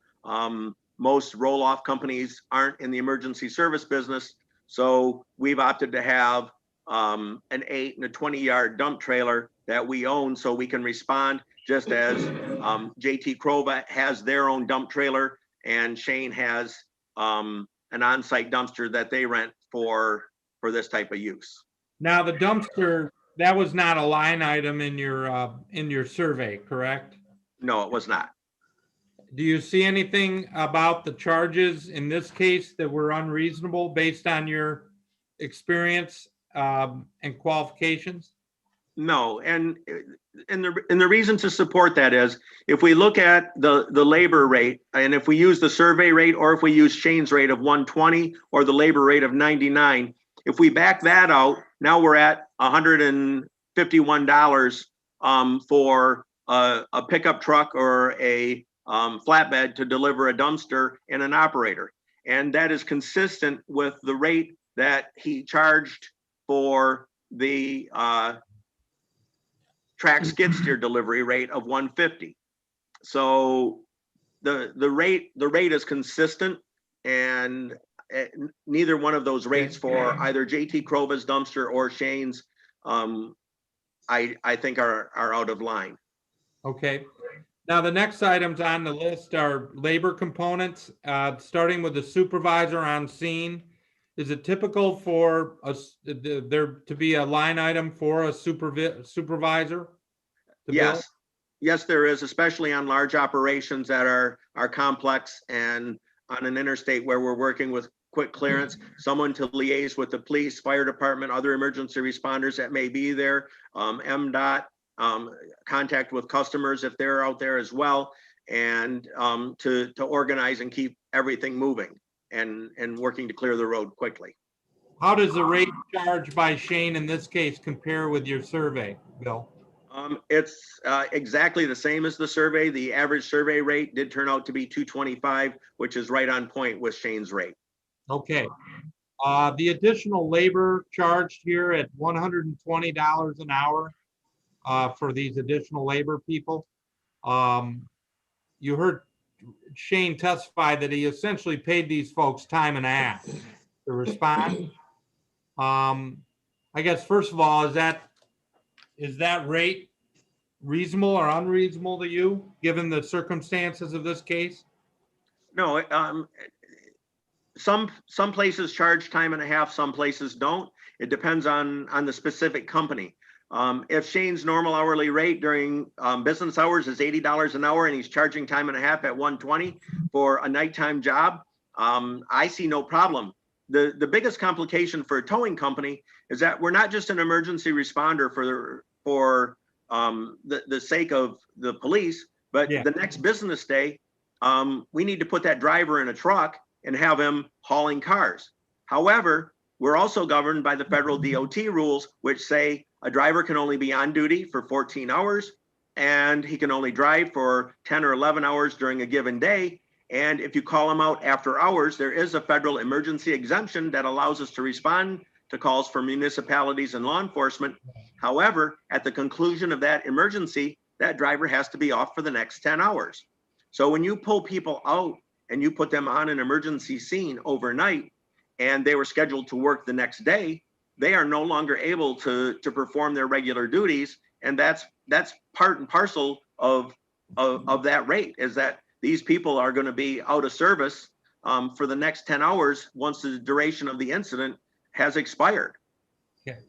So you heard that expert from the testified on the other side, that he suggested that the amount of labor that was utilized in this cleanup was excessive. Do you agree or disagree?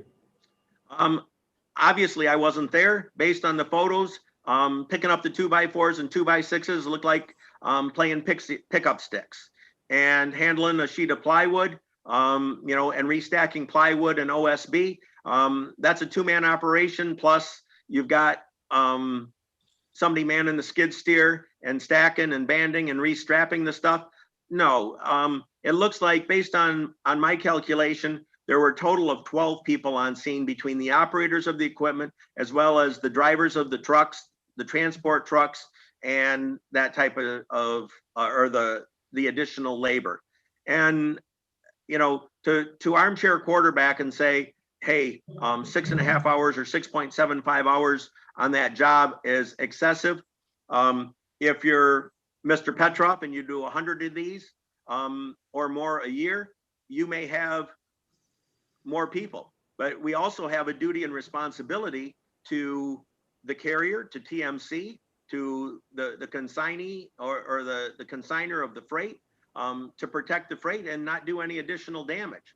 So if you look at the load and say, okay, the load's worth $50,000 and we save the load, or we say it's a $50,000 load, and instead of picking it up and restacking it, we just grab it with a skid steer with a grapple and we bust 2x4s and bust the material up, all of a sudden that labor becomes inconsequential in the destruction of the load. So sometimes the value of the load dictates, number one, how you handle it and what your labor commitment to that load is. Fair enough.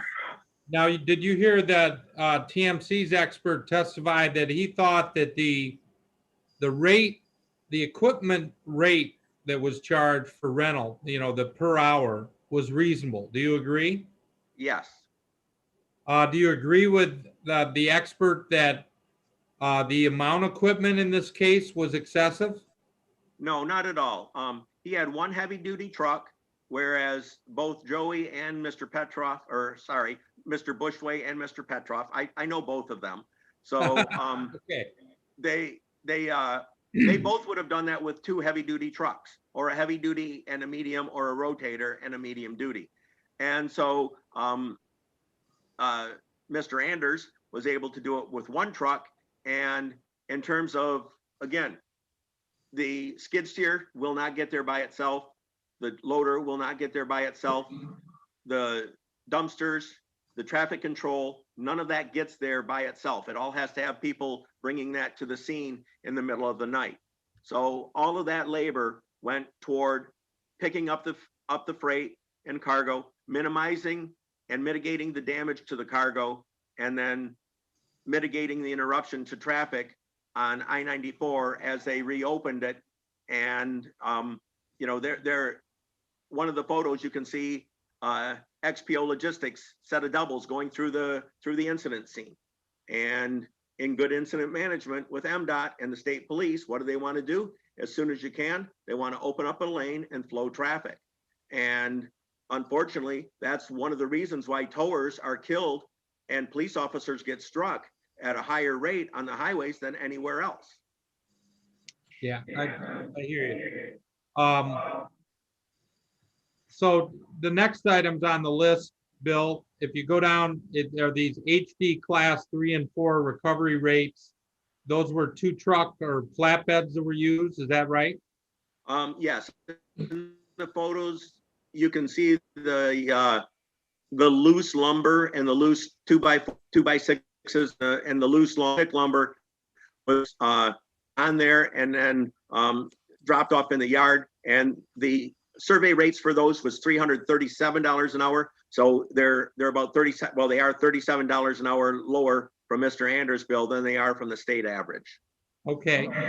And I guess I neglected to ask you back up on the general labor rate, that 120 per hour rate. How does that compare with your survey?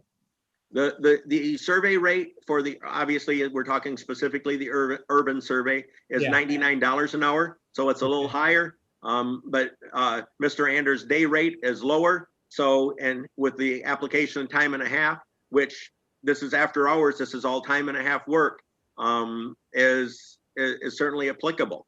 Okay. Federal wage an hour dictates time and a half for anything over 40. And unless you have staff on 24 hours a day, and in this case, 12 staff members, in our case, in our company, we only have 4 staffers on overnight. So when we have a large accident, we're calling people in and calling them in from home to fulfill that role. Okay. Now, I guess if you concluded that somehow or another you could reuse the trailer in this case, even though it had been in a rollover accident, if that were the case, then maybe you wouldn't have needed as much equipment, right? You could eliminate one of the Landau trailers. Yeah. And you still need the one to drop off the loader. So the second Landau or tractor trailer that they use to load the material on, that potentially could be taken off. But again, as a practical perspective, we would not reload a tractor trailer from an accident scene. It's far too risky. And in the state of Michigan, we've got the second highest insurance rates of anywhere in the country with our no-fault system. So the last thing we want to do is have that truck or trailer have a further incident while it's being towed in because we were remiss in our duties and didn't reload it onto a truck and trailer that we knew was safe and ready to go. Essentially, then it's not worth the risk then, right, Bill, to reuse that trailer? Absolutely not. And for all the reasons above, it could have a damaged brake line, it could have damaged brakes, suspension components. There are a lot of things that could be wrong with it that, you might not catch at 2 o'clock in the morning or 3 o'clock in the morning. Right. In terms of the 2 flatbed rates that were charged, are those comparable to the survey, or are they in line with the survey? Yes, the rate, the flatbed rate is $337 an hour. So Mr. Anders' rate is $37 an hour per unit less than the urban survey average. Okay. Then the second page of the invoice, we're almost done. You've got 2 line items for warning signs, aero board, 2 line item charges.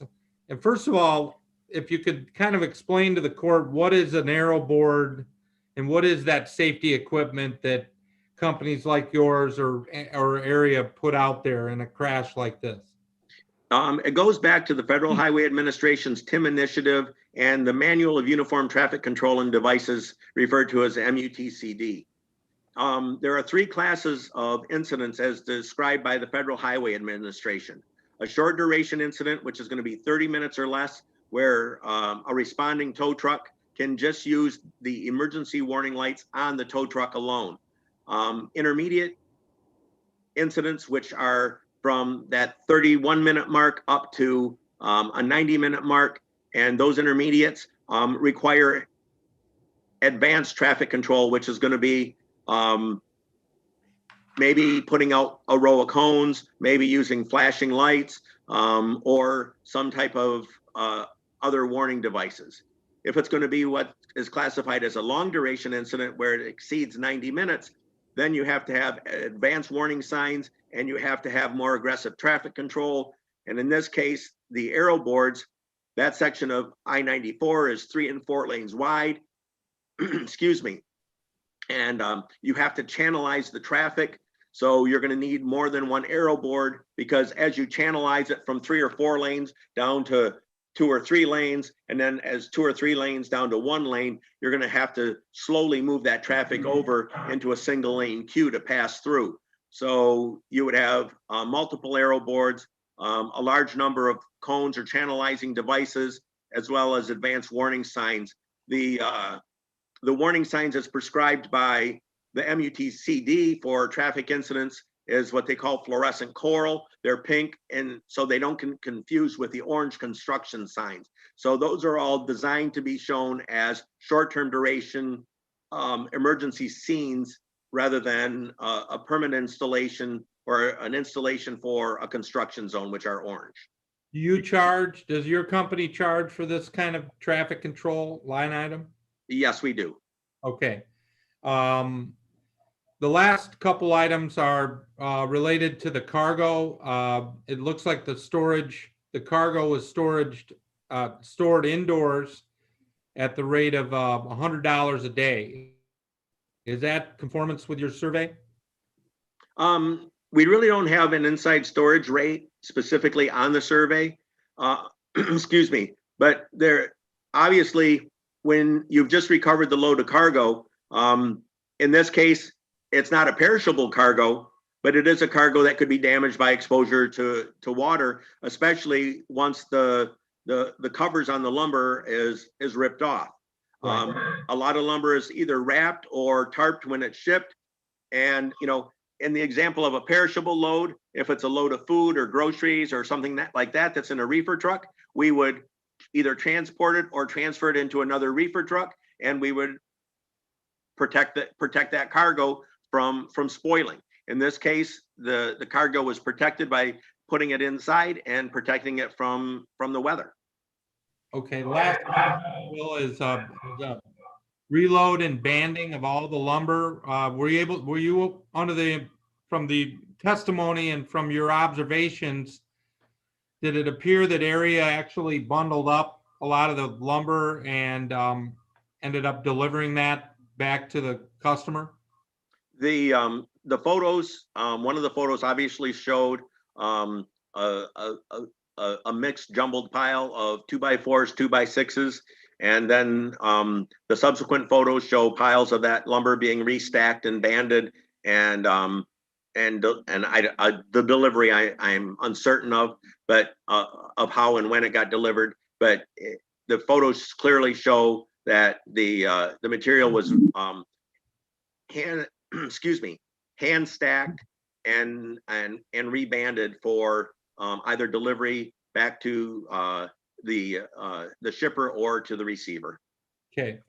And lastly, Bill, for companies like Area Towing or your company, are there other factors that you have to consider when you're setting your rates for your equipment and your labor? Are there other factors that you all have to consider? Well, obviously, our overhead is a huge component of that.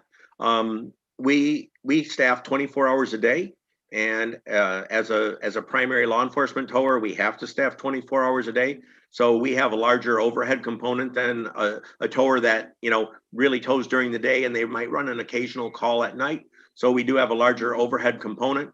We also have significant workers' comp. Unfortunately in Michigan, we've had quite a few towers killed over the last few years. One of my towers actually got killed, and my workers' comp rate and my liability rate went through the roof because the person that killed my guy, or the lady that killed my guy, had no insurance. So we bore the entire brunt of that. So, you know, we have to take into consideration what our workers' comp rate is, what our liability is, and how much that obviously affects our ability to serve and, you know, have staff available 24 hours a day to respond to these type of incidents. Okay. Lastly, Bill, we prepared an exhibit, I think a comparison sheet, and I'm going to try to put this up on the screen for you. I think you're aware of it. it's Exhibit 7, counter plaintiff's Exhibit 7. Is this a kind of an analysis of the area invoices in this case versus your survey, your statewide survey, Bill? Yes, that's based on the Wayne County. Right. So you selected the Wayne County, which is where the incident occurred. So yes, that's an accurate representation of the applicable items that are in the survey. Okay, and there's some items that are blank, but I think we've covered that they may, for instance, there's a blank here on skid steer delivery, but I think you testified that's really combined in your survey in another way, right? Right. Well, but normally what another tower might do is not line item it as skid steer delivery, but might say it's a second flatbed truck or a third Right. flatbed truck, or the delivery of the loader was a second lowboy or a second Landau type trailer to deliver the loader to the scene. So I would insert either the flatbed rate for the skid steer and the tractor trailer rate for the Landau. Okay. Your Honor, I would move for admission of counter plaintiff's Exhibit 7. Any objection, Mr. Are you there? Yes, I'm here. No, Any objection? No, Your Honor. It admitted. Okay. Bill, lastly, I want, in your opinion, after taking into consideration your witnessing of the trial here today and your review of the files and the invoices and the pictures and discussions with Mr. Anders in anticipation of the trial, do you believe that the fees charged by area towing in this case were reasonable and consistent with industry standards? Yes, I do. And what I did is I took Mr. Anders' hours and equipment. I applied those rates that we did have in the survey. And with those rates applied to the hours on the job as presented by Mr. Anders by his invoices, I calculated the average rate would be $39,485.95 exclusive of any storage, including the storage of the lumber inside. So exclusive of storage, my average based on the survey would have been $39,485.95. Thank you. That's all I have, Your Honor. Good Mr. afternoon, Percassi? Yes, can you hear me? Yes, sir. Yes, good afternoon, sir. You indicated that you have worked on over 75 to 100 cases. How many have those been for a trucking company as opposed to a tow truck company? Probably about a third. Okay, when was the last time that you provided expert testimony on behalf of a trucking company?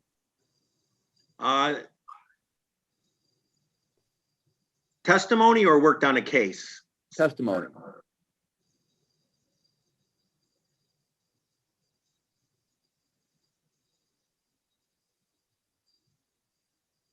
I don't recall off the top of my head. The last case that I worked on was probably mid-year last year for a trucking company. It was a case involving Central Transport. Okay, other than the time with Central Transport, who else did you represent? Several companies, one out of Tennessee. I'd have to look up the name on the file of that. It was a case that actually started in Maryland, and it was a Tennessee carrier. And then there's one in Louisiana, and I'm trying to think who else recently that.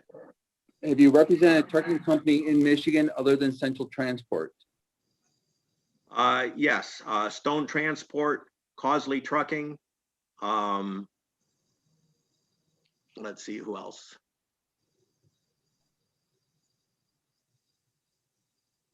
Causley was last year. There was also one from a year and a half ago. It was a Canadian firm, and I can't remember the insurance carrier. It was a Canadian. I think it was through Sedgwick. Okay. But for the most part, the majority of the time you're representing tow truck companies, correct? Yes. You indicated that you taught 20 to 30 classes. What kind of classes do you? I teach towing and recovery safety around the country. We have a network of seminars that we do. We have a program called the Tow Summit where we bring owners and managers in specifically, and then we do other programs that are geared toward frontline drivers. Do you ever conduct classes or hold seminars with other towing companies regarding rates? No, I do not. Okay. Why did you create the survey of rates? In the industry, we've had a couple instances where we've had, since deregulation, there is no rate making body in the state that reviews towing rates in the state. The Michigan Public Service Commission no longer does that and hasn't done it for probably 20 or 25 years. So the Public Service Commission is no longer looking at towing rates in the state of Michigan.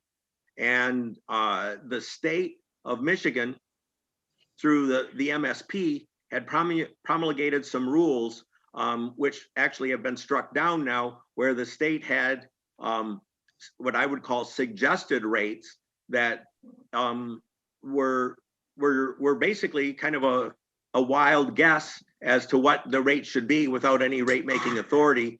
And that's why those rates were probably struck down. So what I have done, and especially for these cases, have started surveying the rates. So, I know where the average rates are across the state for both urban and rural towers. Wouldn't you agree, though, that the higher the survey rates, the more beneficial it is to the tow trucking industry?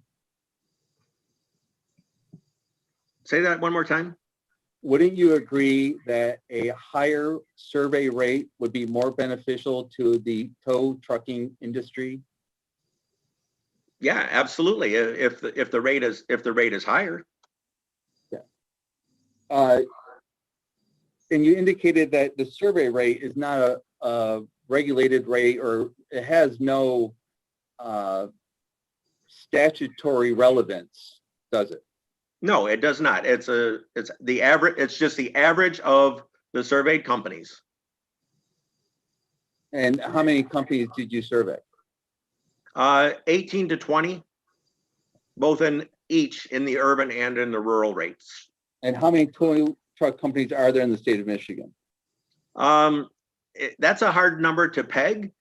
We have about 134 members in the Towing Association right now.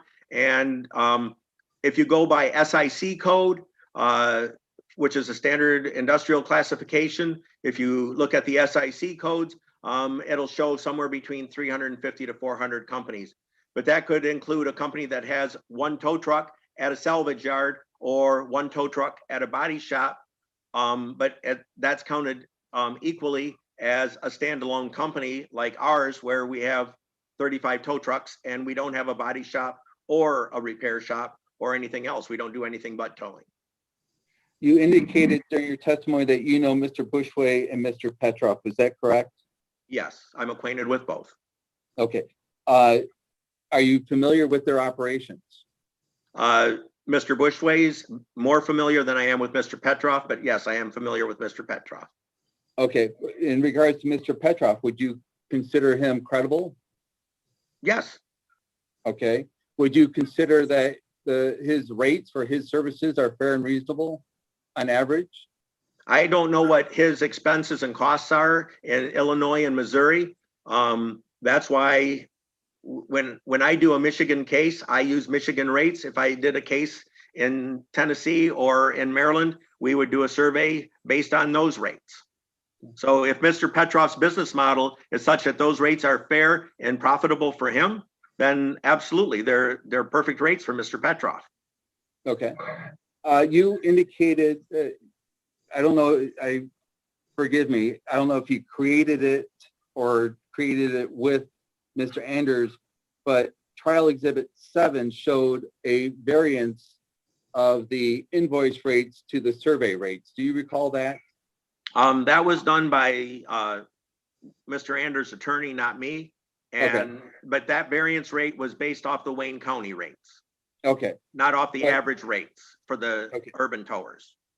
And you testified that the rates that Mr. Anders charged TMC were fair and reasonable, correct?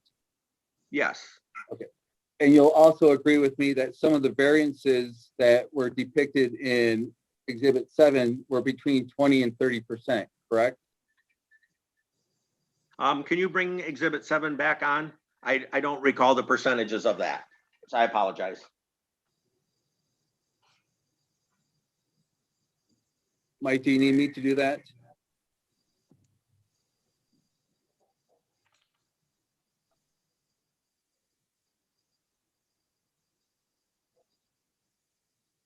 I didn't do any calculations specifically with the Wayne County numbers. When I did my comparison and my rates, I did them with the average rate, not by the variance for Wayne County solely.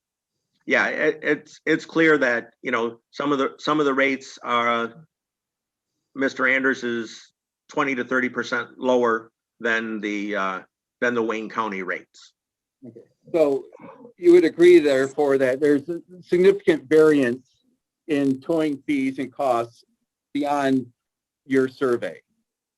Oh, absolutely. That's why we use the larger sample, and we do urban areas across the state. Okay. And by larger sample, you indicated 20 out of potentially 400 companies?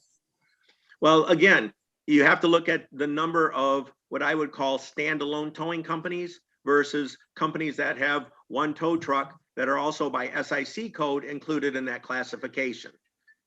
So it's not just the individual towing company or someone that is classified under the SIC code as a towing company, which would lead us to that 300 or 400 number versus the real universe of full-time towers that are equipped to handle an incident like this. But you would agree that based on your variances that a invoice could be 30% lower and still be reasonable? Right, or 30% higher and still be reasonable. Thank you. I have no further questions. Anything else, Mr. Corcoran? Nothing further, Your Honor.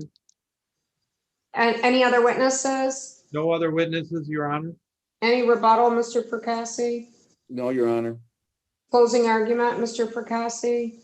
Thank you, Your Honor. Your Honor, again, we would like to, again, test the court's patience in regards to the amount of the trial brief demand, the two invoices which match identically to that demand being $39,813.25. I don't think it was an oversight. I think that the plaintiff is trying to, or the area towing is trying to utilize the invoices dated January the 3rd to support their claim and their demand of $39,813.25.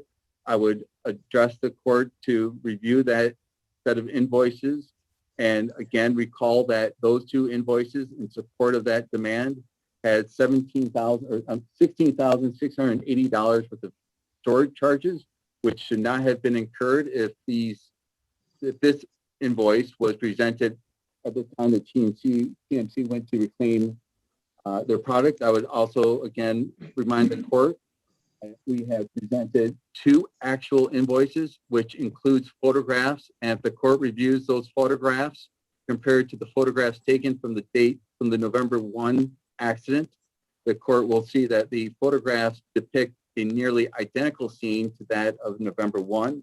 And those invoices are significantly lower than the invoice presented by Area Towing. And as indicated by TMC's or Area Towing's expert, it is acceptable for a reasonable rate to be 30% lower than the invoice presented by Area Towing. I would also highlight the fact that we have three estimates, all within the $22,000 to $23,000 range.